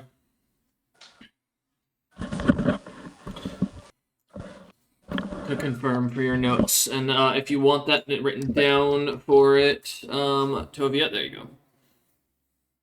perfect. Oh, Selmica. Is it Selmica? Am I saying that correctly? As Adam grunts at you. With a nod. A grunt and a nod. Okay. I'm having to learn your grunts mean different things from Ofa's. So that was a yes. Got it. Wonderful. I've never been there. Maybe I'll be there one point. I do hope you guys plan to travel around.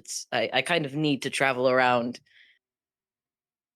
And with that, Farron's gonna clap her hands and be like, "Sorry to interrupt your riveting conversation, but I would like to know a little bit more about what your capabilities are, both Ofa and well, I'm sorry, I didn't get Ofa's name, but that's what you're calling him, so I'll simply go with that. And Tovia, I'll look at my friend Ofa if he wants to go first. Is there like a table or a chair or anything Yeah, nearby? you're sitting at a table at this point, waiting for food to be brought out. Yeah. and please don't break anything. You can just tell me what you can do. Farron will say you're doing. I punch. Wonderful. Tovia, Well, I am a mage. It's a bit more complicated than that, but for simplification's sake, I do magic, and I am good at ranged. I also am able to help with potential crafting of at least spells, scrolls, and potentially some magic items. And I have studied a decent amount of magic at my parents' behest. So if you need a researcher, I would be good at that as well. Lady Wonderful. Farum, to your slight bemusement in your mind, Tovia is a traditional a noble seemingly going out for a experience, as they're called. Kind of what you got lumped into in your early years of your life, as you recall, when they didn't know that you were doing it as a actual choice, not as just to go out and see the world and get a little risk, you know. It wasn't just a vacation or a stint of fun. This became you, and as you now look back and look at your life as you've become. You can see both paths kind of looking at Tovia in that kind of sense. Yeah, Faram's just gonna kind of smile, almost like in a reminiscing way as she looks at Tovia. Tovia. Yep, got you. Tovia. Yeah, Ofa and Tovia, just two ending names. Yep. I don't think Tovia notices and is just happily looking around and absentmindedly petting their raven familiar.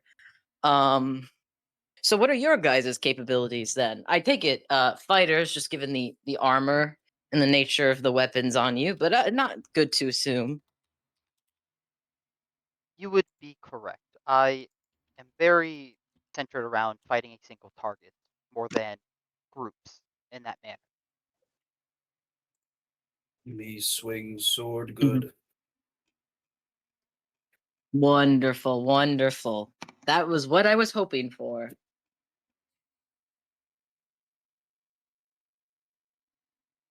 Well, if you guys can take most of the frontline fighting and keep me alive, I'm more than happy to return the favor. Preferably from a distance and magically. You won't get much putting a sword in my hand, I'm afraid. Do not worry, Tovia. I wasn't planning on it. Great. We're on the same page then. As you say this, I think it would be funny to watch you swing a sword. a Well, receptionist kind of. Ofa, Go ahead. It would be funny, yes. if it would make you happy, I'll consider it. Can you swing and talk at the same time? I'm sure I could try. Here, who's got a weapon? No, we're not. We're in the middle of an establishment. Tovia, have some decorum, please. Not a large one. As Kidding. as you say this, the receptionist, alongside about four waitresses, kind of walk over to you a lot, and set down haunches of roasted mountain boar, which, for reference, is meant for creatures that are huge and larger in size. So, because it's meant for giants consumption. There is, as you look over on the side of where the kitchen is set up, a wall with a couple of names on it for those who are not giant size that have finished this meal. But as each of you are offered a offering of the last stand, as it's called, this massive mountain boar haunch glistens with gravy and fat as the thing seems fully cooked through. It is huge. Oh. I'll try. What must be done. Can I look it over Yeah. and see what all is in it? Yeah. Go ahead and give me your cook skill check, please. 29. 29. Hell yeah. So, yes, this is a thick cut, well, part of the volcanic stone seared mountain boar special that they do on the menu. The way it is, as you recognize it's cooked, is it is taken into the center of the stronghold itself, where the liquid diamond core is. It is cooked on a flat stone from volcanic rock itself to ensure an even heating, as well as to ensure an outside char to it. It basically perfectly cooks it, rendering the marrow inside, as you kind of look at or notice, the bone is not actually solid. As soon as they seem to set it down, it becomes almost to what you recognize to the touch. It would be bendable and chewable. The marrow seemingly beginning to leak out and into the meat itself. The seasoning mix on it is a simple mixture of a spice leaf, just kind of toss the pot on it, which not fancy by any means, as you recognize, but not exactly an uncommon style of seasoning for many guilds and restaurants to use. Yeah, I'm gonna go to town. All right. Yeah. Are we Perfect. each getting our own for Yes, the challenge, or that is is it like correct. a shared? Okay, perfect. Yeah, kind of in a jesting tone, firms, but like anyone who doesn't finish, it'll simply go on your tab, and if I have to pay for it, you just owe me that back at a later date. It's kind of, she says in a jest as she goes to eat as well. Yep. Oh, don't worry. I'll eat all of it. All right. Each of you give me a They did not fortitude feed us good save. food on the way here. As Tovia Yeah. says this, already their party mates look face deep into the haunch of Mountain Boar. Yeah, go ahead and give me those saves as you begin. The snow melt water being thankfully cold and crisp. That is 28. gonna be a natural 20 for a 30 total. Okay. Damn. Adam's I didn't guess unlocking my his roll. inner Neanderthal, eating all the megafauna in his youth. Let's hope so. Man, What'd you get, Adam? 28. 28. All right. And Ofu, remind me again, what was yours? 25? 28 as well. 28 as well. All right. Sadly, Tovia, even though technically I think you're the tallest I got a one double. here and probably almost probably the second heaviest. How tall is Tovia again? yeah. 6'10". 6'10". Oh, sorry, Adam is 7'5". Oh, really? Oh, Jesus. Oh, let's go. Farum's 14 feet 9 inches. Never Yeah, I was about mind. to say, I don't All care right. if Oh, wait, it's I large. think I'm the. Oh, no, Opa's the Opa's the smallest. Yeah, Opa is the dwarf of the party. Tovia. But I can still probably lift as much as everybody else. Oh, easily. Oh, yeah.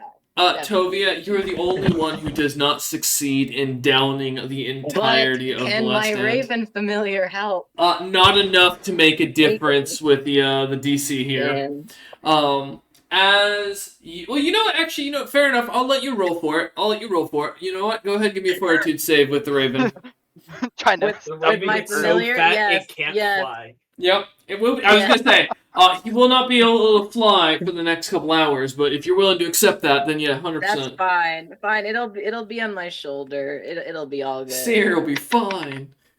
My gosh! Wait. Also, that's I just realized the name. 21 for the Raven. Wow. All right. Yeah. Barely by a chance between the two of them, managed to combine the Raven, now the size of a bowling ball. The legs not sticking out, sucked into the body as the feet. Yeah, exactly. Like just the feet are just barely clamping down at this point, holding all this fat mass. People watch in amazement more at the Raven than they do the rest of you managing to get the others down. Sear's the show stealer right now. Sear grows wide, the feathers kind of expanded out. Some of the other adventurers kind of are looking at Sear with hunger in their own eyes. But as you all manage to finish it, people start clapping as you get it down, and cheering as the receptionist comes walking back over and goes, "Well, that's a first. As you are a group, what should I record this under the name The Unfortunate Sons?" God, no. I'm not unfortunate. She looks Are over we- at are Lady Fair. Are we not the forlorn? Is that not the part of we? But that is also not the name. No. Aw. As Adam sighs, he looks over and he goes, DM, can we take a 5-minute break to quickly? "Yeah, party? we are going to take a quick We're not gonna 5-minute be the break for those devourers watching after at the meal? home. No, we're not. We gonna be- will see you all back in an instant, but for us, we're going to be back in 5 minutes. Fucking All right. mascot for a mercenary company that Right. just We formed. do. We return No, back, For though. marketing. We return back from Look at our break. banner later. Right. As the party, having quick little brain meld here, came up with their decision for a name as she looks at them, crossing out the Unfortunate Sons and the, what was it, the Fellowed? The forlorn. Forlorn, that's it, thank you. and then looks to you a lot and goes, so what will be the name then? It will be the Azure Line Mercenary.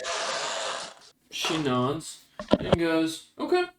The Azure Line Mercenary Company, as she writes it down. You have a sigil picked out, or will that something you decide at a later date? We will I decide that scoot at a the later ear date. closer. Wait, what's up? Ferrum said we'll decide at a later date. Gotcha. What'd you say, Tovia?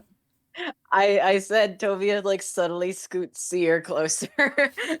Oh, the receptionist kind of Surround nods and goes, "Okay, perfect. Well, and then would you like your individual names, or is the party name fine for what will go up on the board for managing to finish the last stand?" Just the party name, please. Just the party. If you could sub under there, include me and my house name, that would actually be great. I'm sorry, Just we a don't side take note. personal requests. It's either one or the other. Darn. Party name She nods. Party will name. be.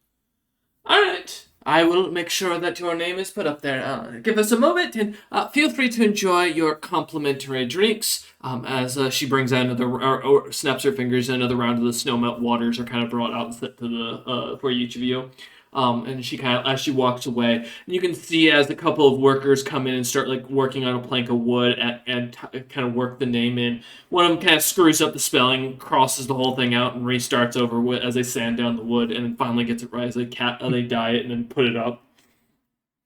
And you see your party's name go up there next to literally only one other individual's name that seems to be too withered to read from a distance. Whoa. Wait, first session with 2 new characters and we're already famous. Yeah. But as You've done more than. good. No, go. No, you're good. As the waters are kind of set down and you're kind of sitting there watching the sign be worked on, is there anything you'd like to discuss or do while that happens? Yes, Ferrum is going to look at her new party members and be like, I have already decided a quest that we should take, and she's going to slam down the quest she had picked up earlier. All right, give a Whoa, moment to those that want to look in the chat. Feel free. Mm-hmm. I think everyone out of character. Whoa. I think everyone out of character did read. Yeah, but there's the bounty now. That now you can actually see what the coin value is. Yeah, I say now I can look at them. Which, as a note, for the world's most wanted criminal listing, which was, it does have a posting in every guild. This puts them right underneath the Iron Bastion on the listing, which would be roughly about, I think, 13 or 14th ranked in the world. Oh, that's a lot of grand larceny. Tovia says that out loud, by the way. Mm-hmm. Oh, but it's only 2 counts of murder. And only one like count one of each. assault. Yeah. So Depend on who they murder. Well, they're wanted dead or alive, so there's a chance of them being maybe kind of reasoned with.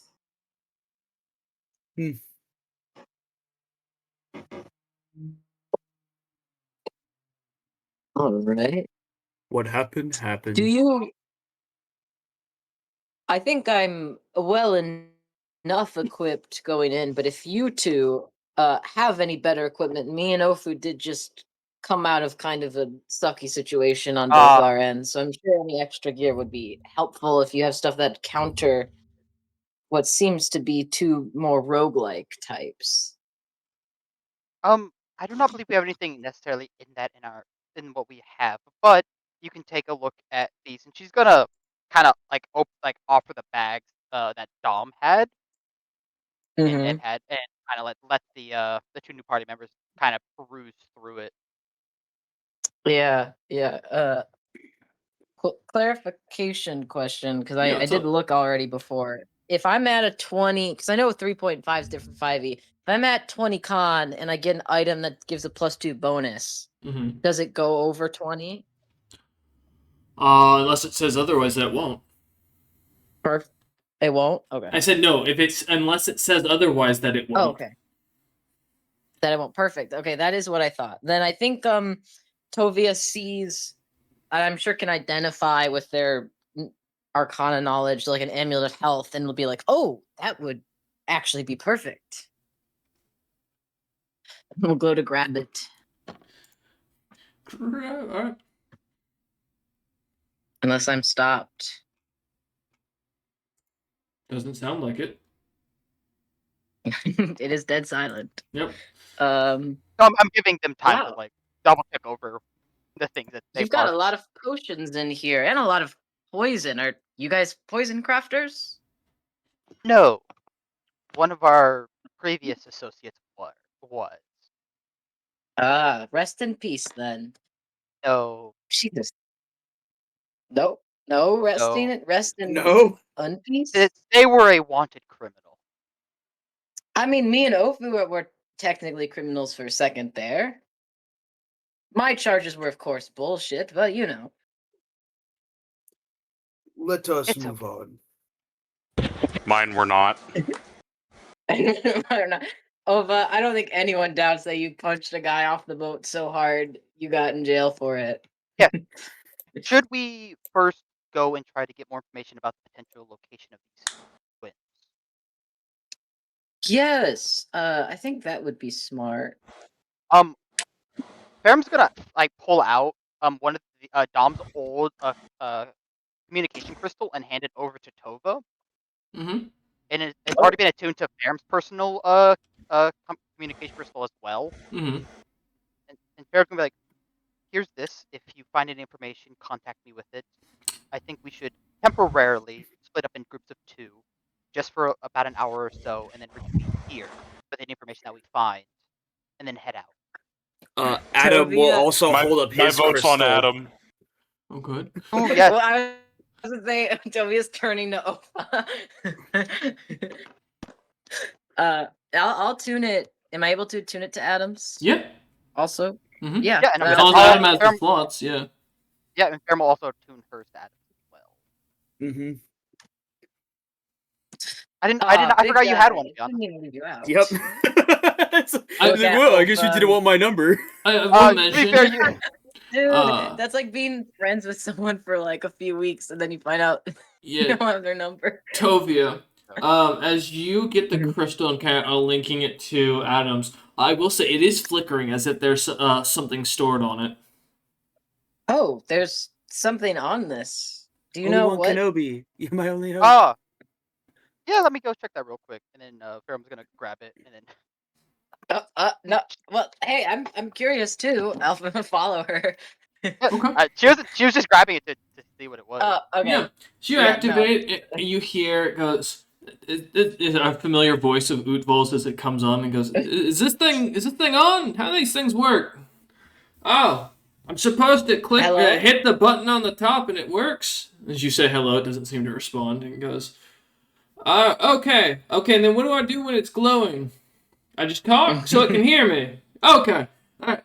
Dumbmender, if you're hearing this, I wanted to let you know that I have unfortunately been told by Lord Grand Regan Utham himself to not come and pick you up from here on out. I didn't think this would be a problem, given the current circumstances and the fact that my crew was going to be accompanying the Clan Rezla on a raid towards Dragon's Crown, but I figured I'd warn you in case you were heading to Dragon's Crown that we would not be able to work with you, and if I see you on the battlefield, I may have to fight you if the command is given. So please try to avoid the northern battlefield of Rezla, and I wish you luck. And I'm sorry for what has happened and transpired. You did not deserve the ill fortune that you had fall upon you. You're a good brother. And then it kind of you hear a moment of silence. Goes, now how do I turn it off? Oh, I gotta tap it. Okay, and you hear like a couple like lag bashes, and it sounds like something's hitting very loudly. And goes, it's not work. And it cuts, and it's like, oh, and it immediately goes up like as the crystal dims once more. Well, Incredible. I suppose And even Pharaoh- criminals are good brothers. So true, so true. Hey, I'll look at how Adam and Ferrum are handling that message because Tovia has no context for any of that. Mm-hmm. And, Adam is it possible to straight-faced. detune crystals from other crystals? Sorry? Can you detune? Like, Yes. Can I like? Correct. Yeah, Ferm's gonna remove that connection from Oh. to this Okay. crystal Okay. before handing it Wow. back to Tovia. Sotovia only has Adam's and Faram's crystals attuned to it. Okay. Can no, it's not worth it for the joke. Never mind. I was gonna have to do an Arcana or Spellcraft check to reattune it, but I'm like, Toby, I don't think actually would care that much, and to bother poor Utwal. As funny as it would be to drag Utwal back into this, I'll let him be. Yeah, I take the crystal, and I'll look at Ofa, who's got no crystal. Sorry, buddy. We'll get you one while we're out there. At some point. Sure. Do you guys know he's a great chef? We should get you some cooking tools. I think that's an I important first hold up purchase. my bag of chef's tools. He's got the Oh. fucking knife bag. I Adam, thought you would hadn't you cooked in years. does Tofa? Would you like to go with Adam to gather information, me or Tovia? I'm You're happy to asking go me? with anyone. What was that, Ofo? I said you're asking me. Yes. I just want to hear your input because I'm not sure who you might want to work with right off the bat. I would like to go with Adam. Perfect. You know what? I think Adam can handle it. I was going to say that seems like a bad pairing to gather information, but I think Adam's spoken enough to actually handle it.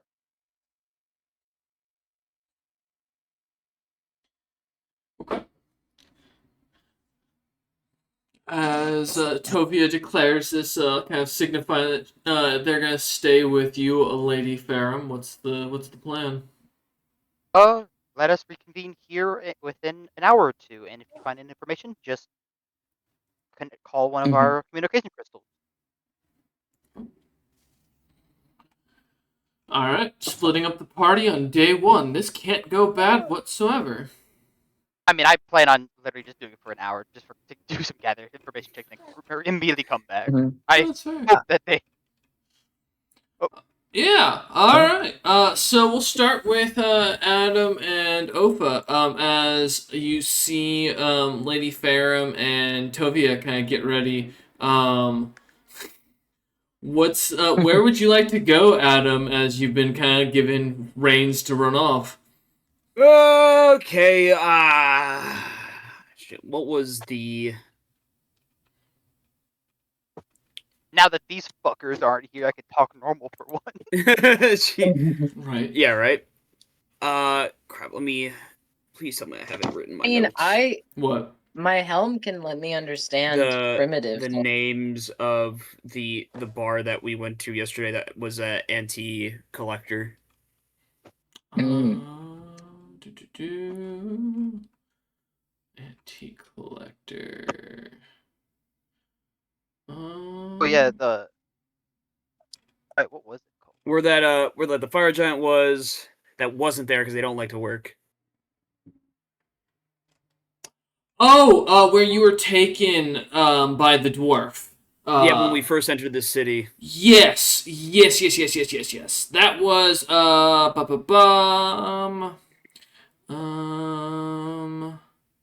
yes. So that was the annex annex's fine enchanted goods. I have it right here. Yes. That was the bar. It was the bar. Okay. Now I'm remembering. Give me a second. Let me find my notes. That was the Ash Pit. Sorry. Because that was the one with the main market district, like underneath that you guys, or in the back that you guys saw the like craftsmen and stuff working away and shit. And then you saw her like her smithing area behind the kitchen. Yep. Yeah. I think it was Scarvik. Yes, Scarvik's Ash Pit. So that's where you're heading? Yes, because I at least know of a place where there won't be anyone who will try to get me, and there's probably people who know about the stuff going on. Alright. Ash Pit. Yeah. As you and Opa following you kind of head out of the guild and head literally right next door. The ash pit the bar open or still busy with people kind of coming in and out. Fire giants standing and drinking and laughing as many of them seem to play with this axe throwing game at a wall, as well as what looks to be a very popular card game that kind of makes the room smell heavily of fish that seems to be going on in the background. As you kind of see if you like a small what looks to be tournament of what you hear is Go Fish kind of being played, heading to the back.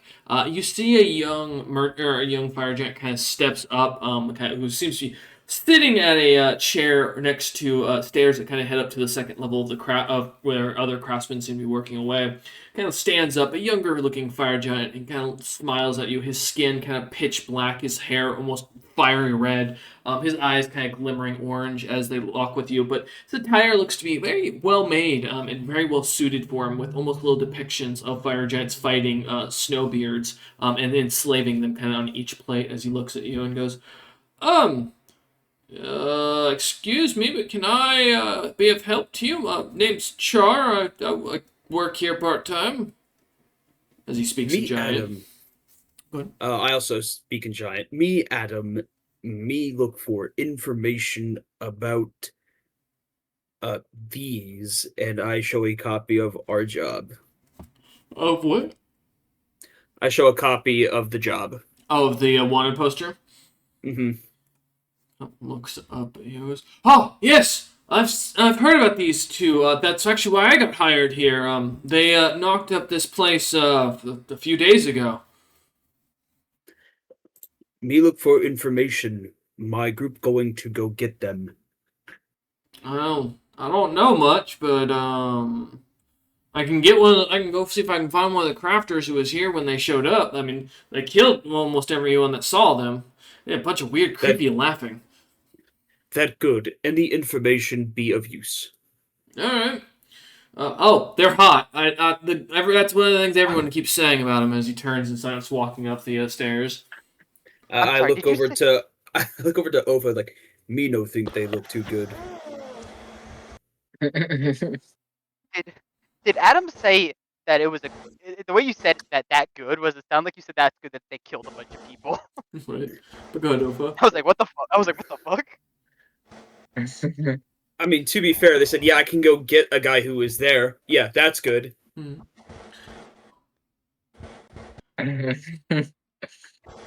comment, Ofa? I just kind of grunt back. Yeah. Quick, do you speak Giant? primitive? Oh. Giant, primitive, I do not. But you do speak giant, right? Common and giant, yes. Okay. So you could understand them. Okay, cool. Alright. As, moment kind of goes by, Adam, as you kind of look at Ofa, and as he kind of grunts back, you hear a stumbling as an older female fire giantess kind of comes walking down, her eyes completely grayed over, and seem to be kind of watery as they seem to kind of like let this like almost thin, milky-looking substance kind of fall down her cheek as she walks forward. Her attire looks to be very traditional of a metalsmith or a metal worker. Very thick leathers kind of covering her chest in front. Goggles that probably don't do anything given her age besides protecting her eyes from the fire catching it. As she kind of stumbles down the stairs behind Char, and she kind of walks down, and in looking at both of you and goes in giant, she says, hello, young gentlemen, women. I'm sorry, I'm not familiar with your species, but I understand you're looking into the Glosswing sisters. Yes, me party looking into any information about where they are, so that we may bring them to justice. I heard they stay at a tavern in the merchant district. But they roughed up pretty good. I don't know if the owners are still there, but that's what I hear. I live nearby, a house a couple blocks down. But I haven't seen them come in and out of there, so I can't tell you for a fact. Thank you. Now, this may be difficult, but can you say what they capable of, what they do? I can say more than that. I couldn't see them, but I could hear and smell them. They don't use normal weapons. It doesn't smell like metal. I'd guess some sort of glass by the scent of them. They also have a very pleasant perfume on them that's not from around here. It's pretty easy to pick out for a smell. Smells of plums. Very strong. One of them giggles before she stabs people. I heard that eerily the entire time. The other seems to be the thinker. She's the controller. Mostly uses her abilities and fighting style to help the other one, is what I could tell. They fight in sync though. It's hard to tell if there's one, two, three. I don't know. The footsteps and dances were just all weird. So the giggle one is the more, well, violent of two. The other is the thinker. That'd be my guess. Hmm. Oh, and I caught their names. One of them was stupid enough to say it when they were talking. Uh, May I hear it? She nods and goes, yes, Salathra,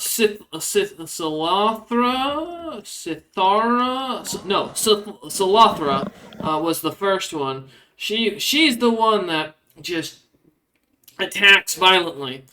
Her pattern, the only difference is that she's very super aggressive. And then she kind of takes a moment and goes, the second one was Virele, something of the sort.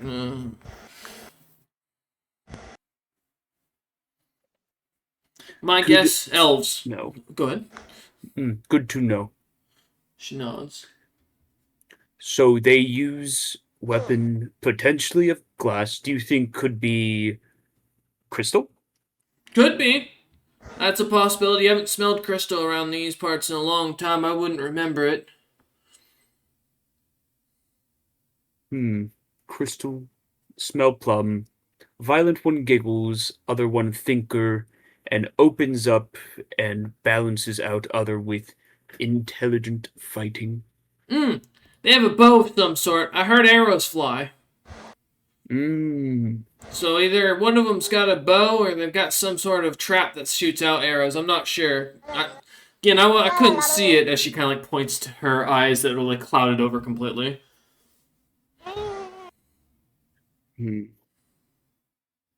Any magics? Not that I heard. If they were cast and they were silent. Potential silent casting, but likely not magic. Didn't find no magic scorch marks either, and she looks over at Char, and Char kind of nods at that, confirming. Now, you say you never seen them come in the tavern. Did you have eyes on the roof? No. We didn't. That they didn't come in from upstairs. We have only a one-way down from there. There's a single staircase that goes up there. They can't come in from the front door, that just like you lot just did. Is my assumption, unless they burrowed a hole through the floor and came down through that way. But I feel like that would be a lot more work, and we would have heard that.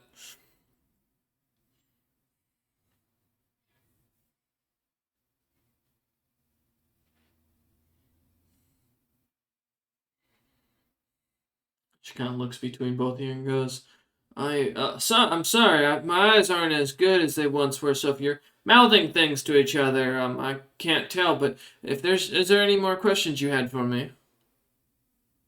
Sorry, me was thinking, unless Ofa has any more questions, me content. I think we got what we needed to know. You said they stay in tavern in Merchant District. What name of tavern? Oh, yeah. It's, and she kind of thinks for a moment and goes, the Forge Wife's Rest? Forge Way Rest? No, Forge Wife's Rest. Forge Wife's Rest. Yeah, that's it. Usually it's a craftspeople bar, you know. The merchants, the craftsmen usually go in there. Smells the metalwork pretty heavily in the afternoon. Have really good breakfast menu. Thank you very much. She nods and goes, "Of course, young man. It's always good to help a giant. I mean, it was terrible what they did to those beast folk people, but I'll be honest, the beast folk kind of deserved it." And Char kind of like hurriedly rushes her up and goes, like mouthing "I'm sorry" in the background as he moves her.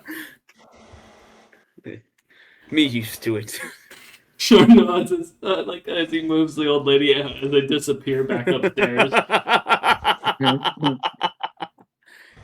Wild. Absolutely wild. All right, and I guess we'll head back. I think that's a pretty solid chunk of information. All right.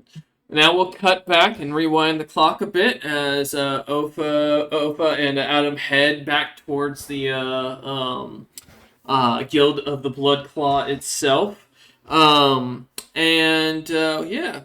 we jump over to Tovia and Lady Ferrum, as the two of you watch as Adam and Ofa kind of disappear, heading through the front door and immediately taking a left, watching as they basically head next door almost immediately. Back to the guild, Lady Ferrum, that you lot had already visited previously. Not the guild, rather, sorry, the adventuring inn. But as you now find yourself, or you choose your two selves alone with a very round raven, what would you like to do? Scoop seer up. He is now 10 pounds. He's a rotund fella. That poor Oh. bird. Oh, buddy, we're gonna. You can You're gonna- rest in my backpack. Gonna put him on a diet. Yeah, He's magical. It'll burn. Calories will Oh. burn. Oh, my apologies. I didn't. You watch the raven belch and dragon fire comes out of his mouth. Yeah, he's my familiar. He's not just a bird. He was just a bird, but he's my familiar. You said they weren't an adventurous tavern. You said, sorry. No, the party, Ofa and Adam head over towards the Adventures Inn that's next door to the tavern, that you had already been to. Okay. Oh, I guess Ferrum's just gonna go try to talk to the receptionist of the Patter, the Patter family's receptionist, to see if she can get information from them, to see if they have any extra information about the twins. Okay. Besides what was posted. Tovia, I assume you're gonna follow after with the very round. Oh yeah. I'm skipping along with. I want to also do some information gathering. Also, just see more of the place. The rotund raven flying after you very slowly and sweating as it does, but keeping up to a certain extent. I'll carry my boy. Oh, okay. I got him. Unless he wants to fly it off. No, that's a 10-pound fat bird. You got a chicken at this point, not a raven. I got him like a beach ball under one of my arms. You walk over. The receptionist kind of looks up at you as she finishes up with another one of the adventures.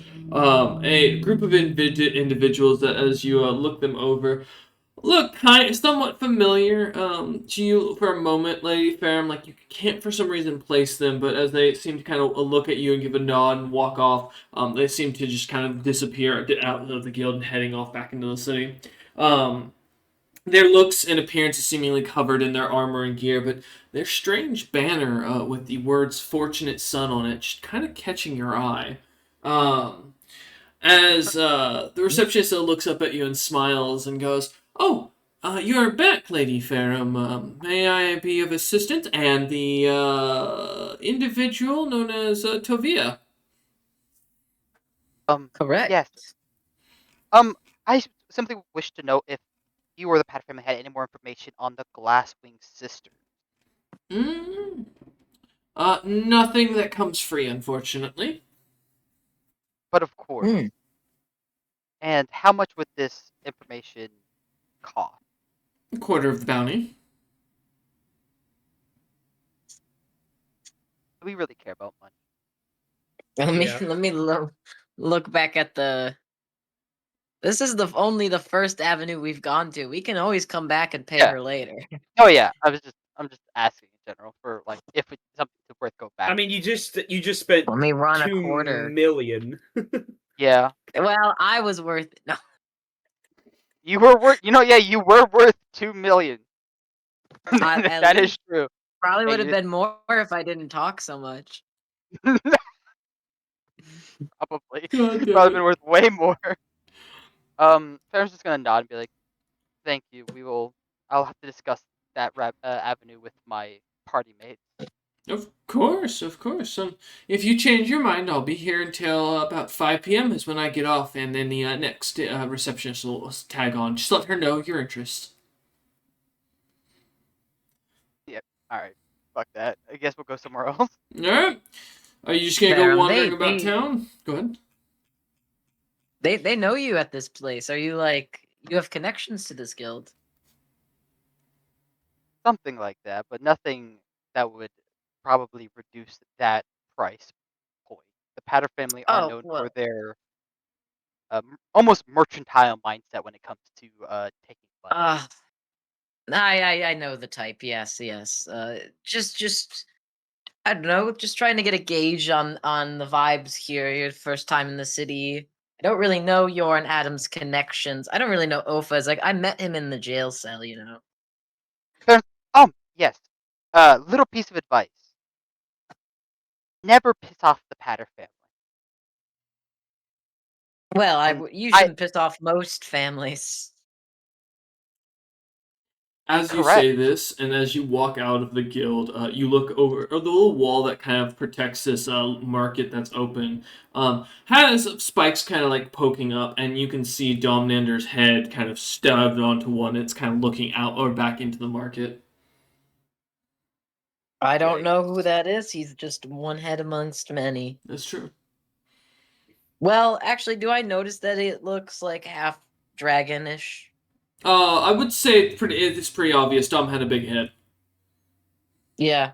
Oh, half dragon, half giant. What a sorry bastard. As far as I'm aware, that's a really bad pairing to be. Oh yes, it quite is actually. They would have probably had the same fate even if they did mess with the Patter family in the Dragonlands. Oh, I see, I see. Well, business is business. Indeed, it is. So, do you have an exact idea of where we should go looking, or should I attempt to see what we could find talking to people on the street? I don't think most commoners are going to have much information. Pull out the bounty and take a look at it. This too. Matched rapiers of black steel. Interesting. Hmm. We could no fewer than 5 counting houses in the city. I do have a guy I was gonna meet up with. That Chorizen said he had a friend who knew magic items. If these Drow have magical rapiers, his friend could know something. It's the only thing I could think of. I don't really have connections in this city. I suppose we can stop by to visit your friend. I'll have to ask around for him. He just gave me a name. Let's see, what was it? It was Bashk of Clan Dion, I believe. He said he knew a friend.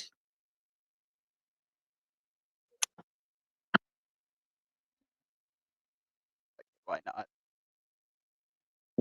Did Farum react at all? No. All I right. don't think Tovia has no clue about anything. Yeah. It's just a name. All Or a right. name that they were given. So Yeah, I'll the go looking for him.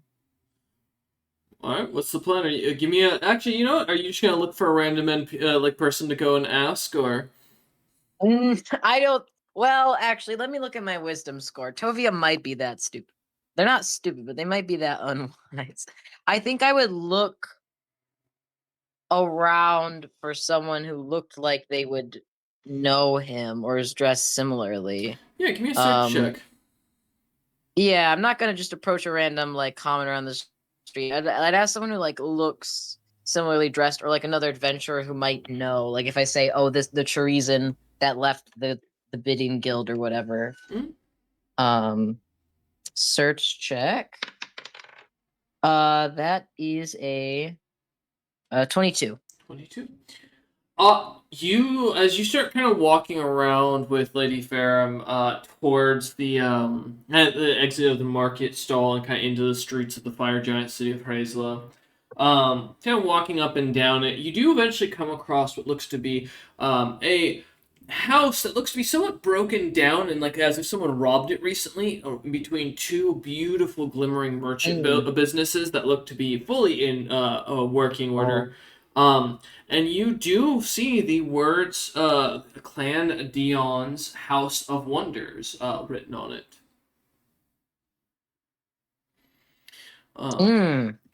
I wonder what occurred here. As you look at it, the bottom floor, the windows look to be smashed out. The big debut window, we'll call it, that seemed to be kind of designed to allow for products to be shown off for passerbys, seems to have been cracked open and destroyed. The shelves broken down and pushed in. The upper floor, as it's about a two-store building, looks to be as if it was set on fire. As you can see, the blackened marks from the fire burning through the basalt-like stone material the building's mostly made out of. The stones themselves, you can see really heavy looking, like almost a bipedal footprint, but there isn't a print, none to say, more of just an impact where it looks like extreme heat seems to have melted the marble and the volcanic slate that have been kind of mixed together to make the stairs themselves. The front door looks to have been completely melted down instead of the hinges broken. As you can see, bits of glass and wood kind of charred and thrown about the area. Can I make some kind of arcana or spellcraft check to determine if this fire is magical, or alternatively if this might be an illusion? Yeah, give me a spellcraft or a knowledge arcana. You will get different results. Let me Yes, let me see which one I want to go for. Do so I knowledge and then my spell. I think I'll go arcana on this one. Okay. Oh my god, that's a nat 1, so just an 11. Well, I will say Fire. this. Common sense dictates that there's not many fires that people have been known to combust into, or creatures that could combust to a heat so intense that it could melt volcanic rock. So Very powerful fire. Yeah, you're pretty sure this is at least magic at the very minimum. I wonder if one of these magical, wonderful artifacts exploded a little bit. I'll go up to the door if there is one. There, like I said, the glass is melted down into a bit of a pile on the ground. The wood is charred and burnt away. But as you look in, you can see what looks to be on the side wall for those entering in on the left. There is an imprint of a shadowy, like looking figure, as if someone was like someone's shadow was slammed into the wall permanently. And it looks to be perfectly burned into the stone, but no markings otherwise around in the hallway. You do notice at the end of the hallway, the kind of but midway, there's a doorway that goes into the main like shop room that you can kind of see through the central like broken window. But at the very end, continuing past that, there is what looks to be a torchlight glimmering, as you can see a shadow kind of dancing, like as if someone was moving in the room at the end. That must be my friend. I'll keep going in.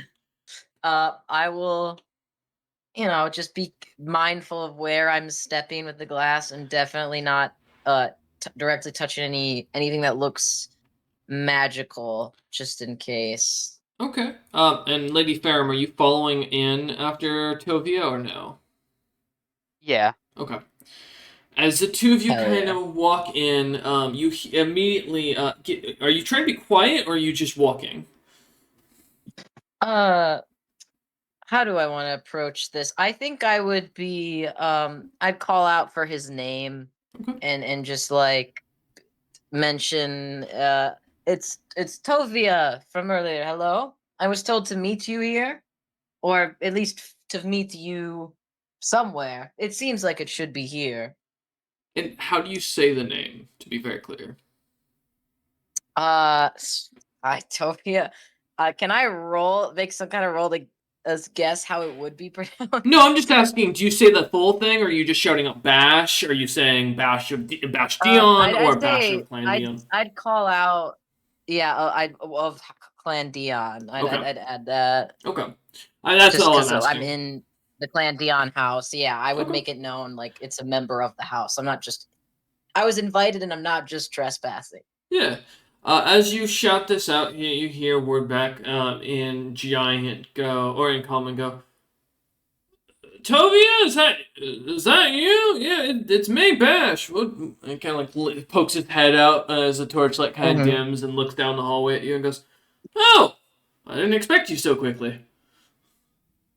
Yes, well, we're going on a bounty and we're gonna get some information. I figured you'd be good to swing by and visit first, and maybe you would also have information. But what happened to this place? This is some serious burning. And I'd like Oh, look around at.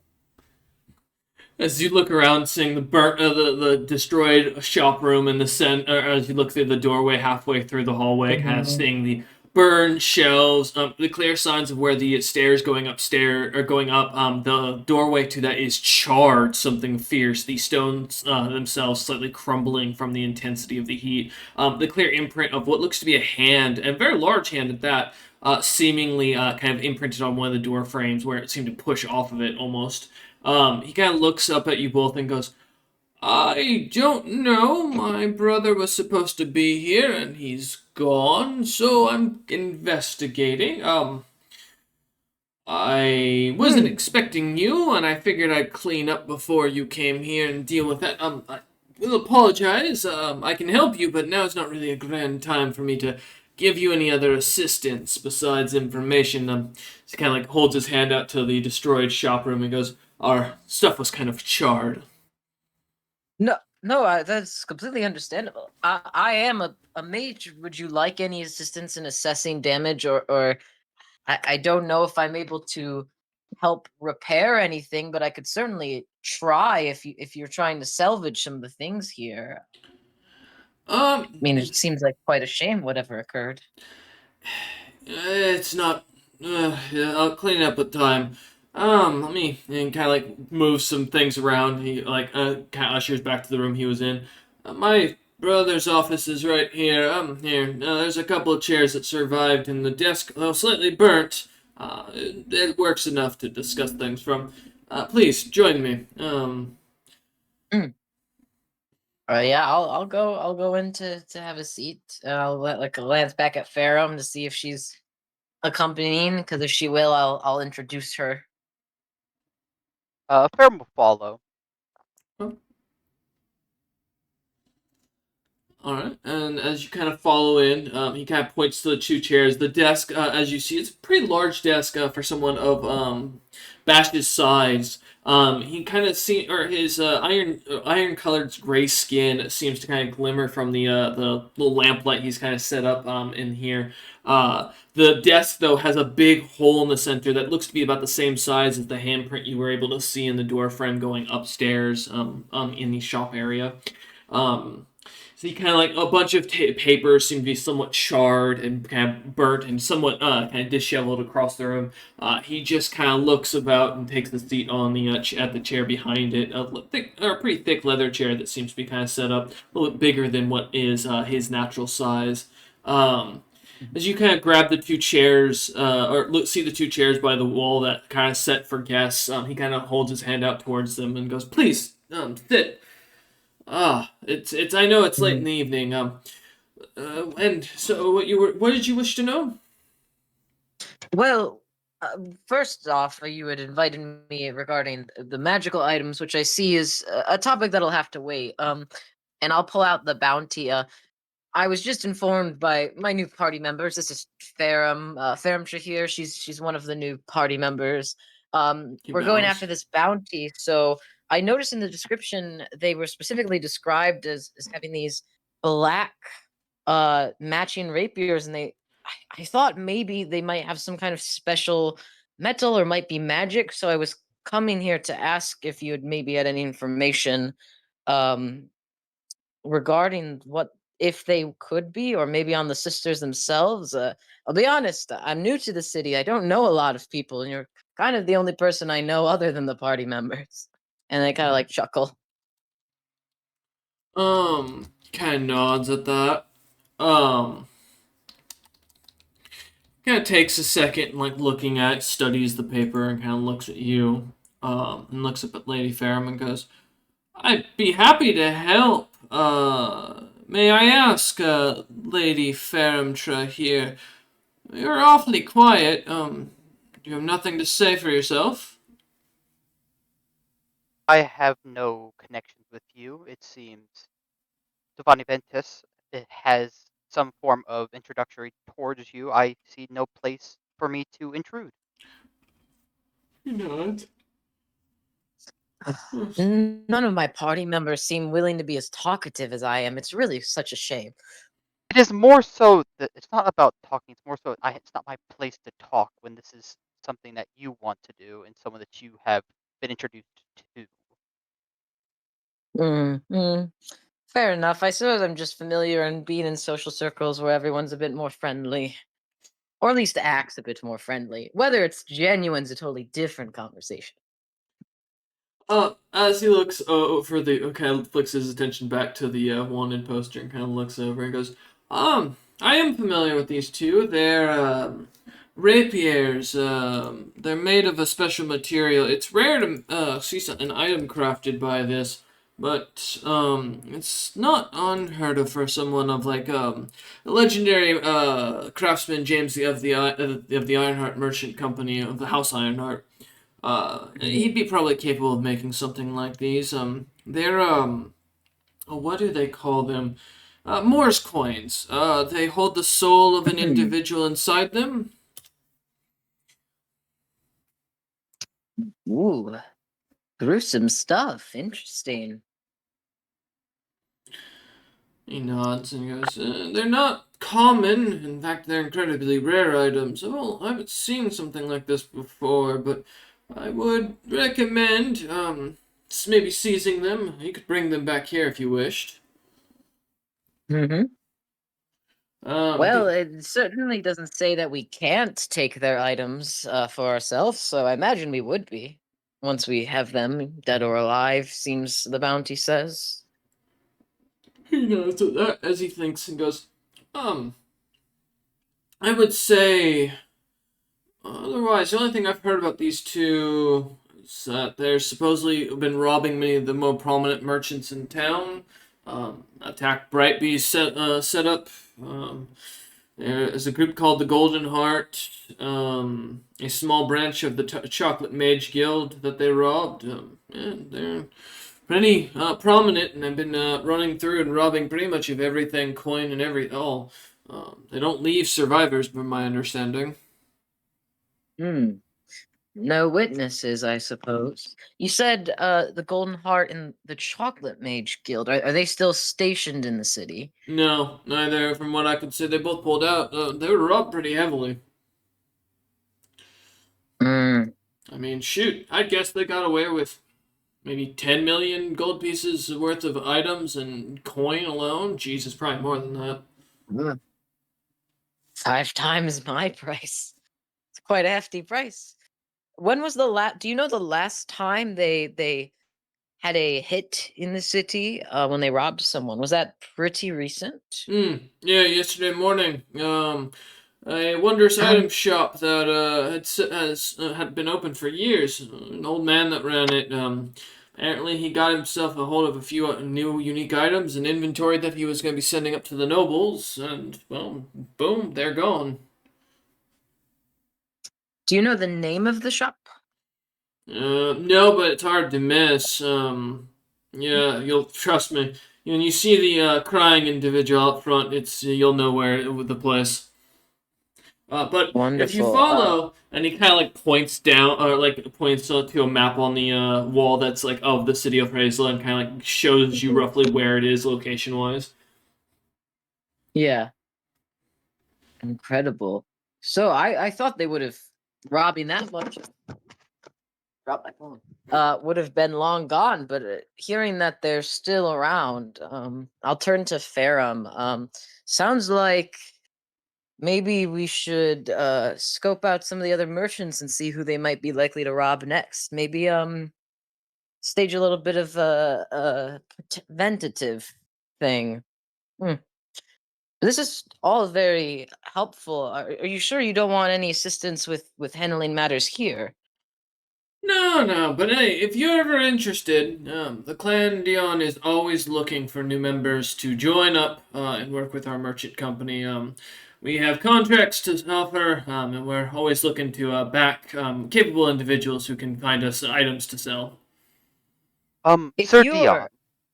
Oh, Kind of looks no, sorry, go between ahead. both of you and kind of like waits and goes, yes, I have just a simple question. sure. What other prominent merchant locations are here in the city within the merchant district? If you'd have that information. Yeah, he kind of points to the map and circles about 3 other locations. One here, as he points to the northernmost one closest to the city walls. They're packing around, I don't know, probably 100,000 coins worth of valuables and such. Not much high stakes there. Local gang mostly. They sell in illicit poisons and such, but it's not high profits. He points to another. This one's an armor shop that just set up recently under a apprentice that was under the tutelage of the Ironheart Merchant Company for a minute. Probably sitting at somewhere around a couple million gold pieces of value worth of equipment there. I know they've been selling status plates pretty much to every adventure that comes through. Last one. This one's just a nursery of plants set by the Fortunate Sons organization. A group of druids set up the shop. I mean, plants are worth a lot, but I don't imagine they keep much coin on hand. Hmm. I Thank you for that see. information. I see. Hmm? What's up? If you're interested, Bash, in working on merchant stuff, I admit I do some, but I am more of a traveler. You know, getting my bearings. But my older brother of our family, he's quite a good merchant. I hear he's making quite steadily progress. If you're interested in working out and having a connection with my family in the Closen lands, I'd be happy to send them a letter highly, talking of you and how you've assisted me and maybe setting up a deal you could work out with him and his men. He'd have a lot more connections than I would. Of course, I'm also willing to, deal when I have magic items to deal with you in the future, but right now I'm, recovering from the whole getting thrown in jail for a guy dying It's from a horse shit incident. So we'll be in touch, but if you'd like, I can write them a letter and have someone meet with someone of yours. well, the Clan Dion is always looking for friends. As he gives a little slight bow to that. Yeah, I'll do another one. I don't think Tovia's used to being the one to do the noble dealings, but I think has enough experience to kind of reciprocate. Yeah, I think that's all I need or want to ask this guy. I would Yeah. Now would be a time if I were a previous person to maybe sense motive, but Tovia has full faith in this guy. Right. And But also you. doesn't have a You good know, you know what? bonus. Just for you, Tovia. Are Fair you will gonna be sense motive. Yeah, Yeah, sure. Feel are you just free. gonna be the just to paranoid support. one now? Yeah, I'm My gonna sense motive. I just want to see if I'm everything gonna he's saying is the truth and he's not withholding any I'm gonna information. tell you guys Okay. now, my sense motive on this character is like a +1, I think. Just a Oh my +1. God. I did a total 180. It Fantastic. Hell yeah. might You're be like, a I'm +2. not gonna sense motive forever. That'll be a I 26. don't want to be Oh. paranoid again, guys. I'm different. Everything he has told is truthful, at least to his knowledge and to your understanding of the signals he's given you. As far as if he's holding anything back, he definitely seems to be withholding something that seems to be more relevant to what's going on around you, being the shop being destroyed, but not to the quest itself. You don't get a sense that he's Yeah. trying to like manipulate or change any facts or anything like that. Yeah, sweet. So yeah. Farron will just also do a courteous bow and be like, "It seems that we have done everything we need to do here. I think it is time we reconvene with our party members. Thank you for your time, Sir Dion."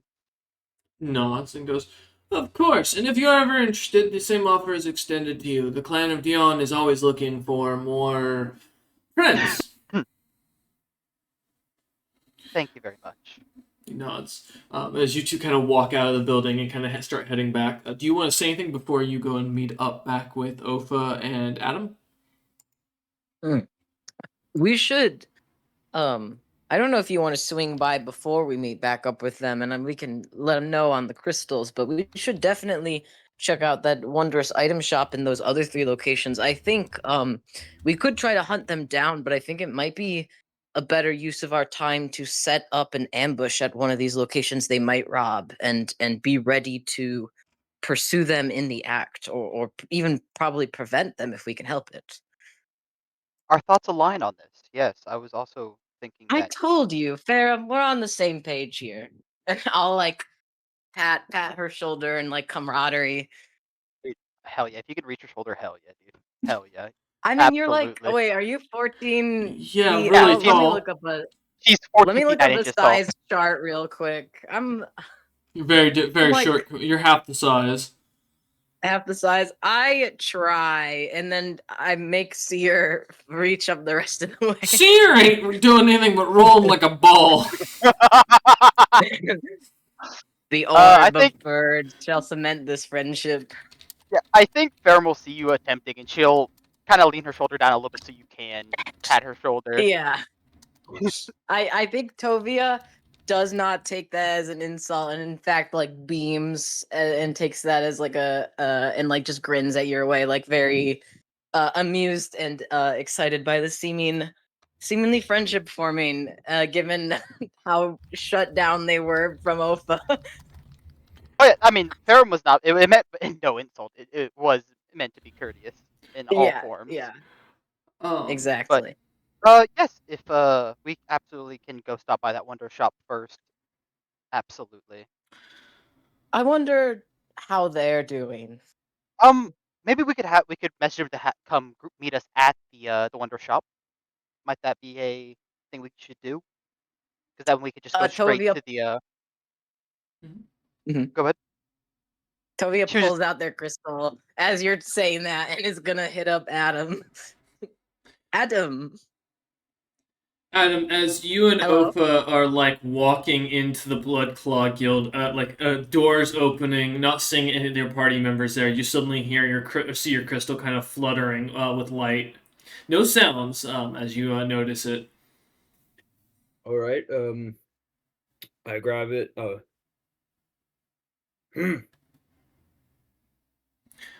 Tovia, you suddenly hear a grunt come through the other side. Wonderful. I'm gonna assume that's your hello grunt. So me and Ferrum have found a lot of useful information. We're making our way to a wondrous item shop that is, and I'll give the location, like the general area.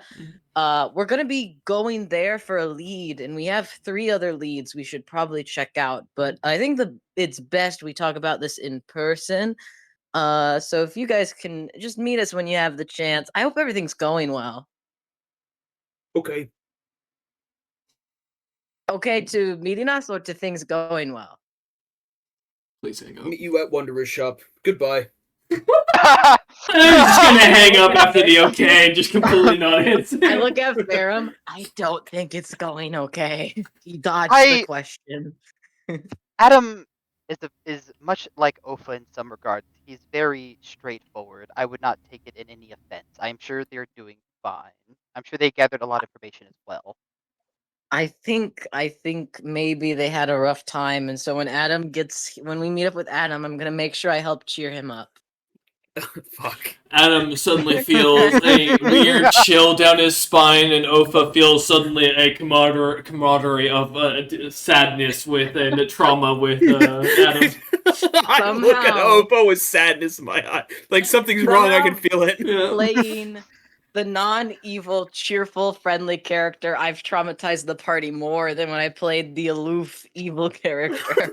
Nah, dude, Faram's having a great time. Faram's I know, we're having bonding, a good time. bro. Dragonkin, we're bonding. But yeah, Adam, as you hang up, are you gonna start heading to where they told you to meet him? Yeah, I'll let Ufa, Ofu. Ofa, sorry, Ofa know where we're heading, Oh, and then Ofa D's nuts, and and we'll head out. Okay. Ofa, anything you want to say or do as Adam hangs up? Nope. I will follow along. Okay. All right. As you lot head along, kind of coming together and meeting at this shop, it's this point around dark. The sun has gone down. As you come across the shop, it says Glizglow's Glass and Wondrous Items Emporium. Don't worry. I love that name. Yes. That's a great name. I'm so sad that he's got probably robbed big time. Yeah. Because Is he his still name out? was cool. Is he still crying outside in front of his shop? He Or is has he retreated inside? not. And what you as both or all of you kind of meet up together in front of the kind of in front of the shop, you do notice there is a massive blood stain in front of the stairs or on the No! stairs in front of the shop door. Looking up at the shop, you notice the same burn marks on the volcanic slate building that you saw at the other or at the Clan Dion shop. As well as seemingly, as you notice, markings on the walls that are quite thin for the cut, noticing the almost similarity to a blade's cut, as that is where we're going to cut to black and end session. We thank you all for watching. We hope you enjoyed, and next time we'll see if the party can figure out what's going on here at Glizglow's fucking Wondrous Item and Emporium thing. Thank you all, and we will see you there.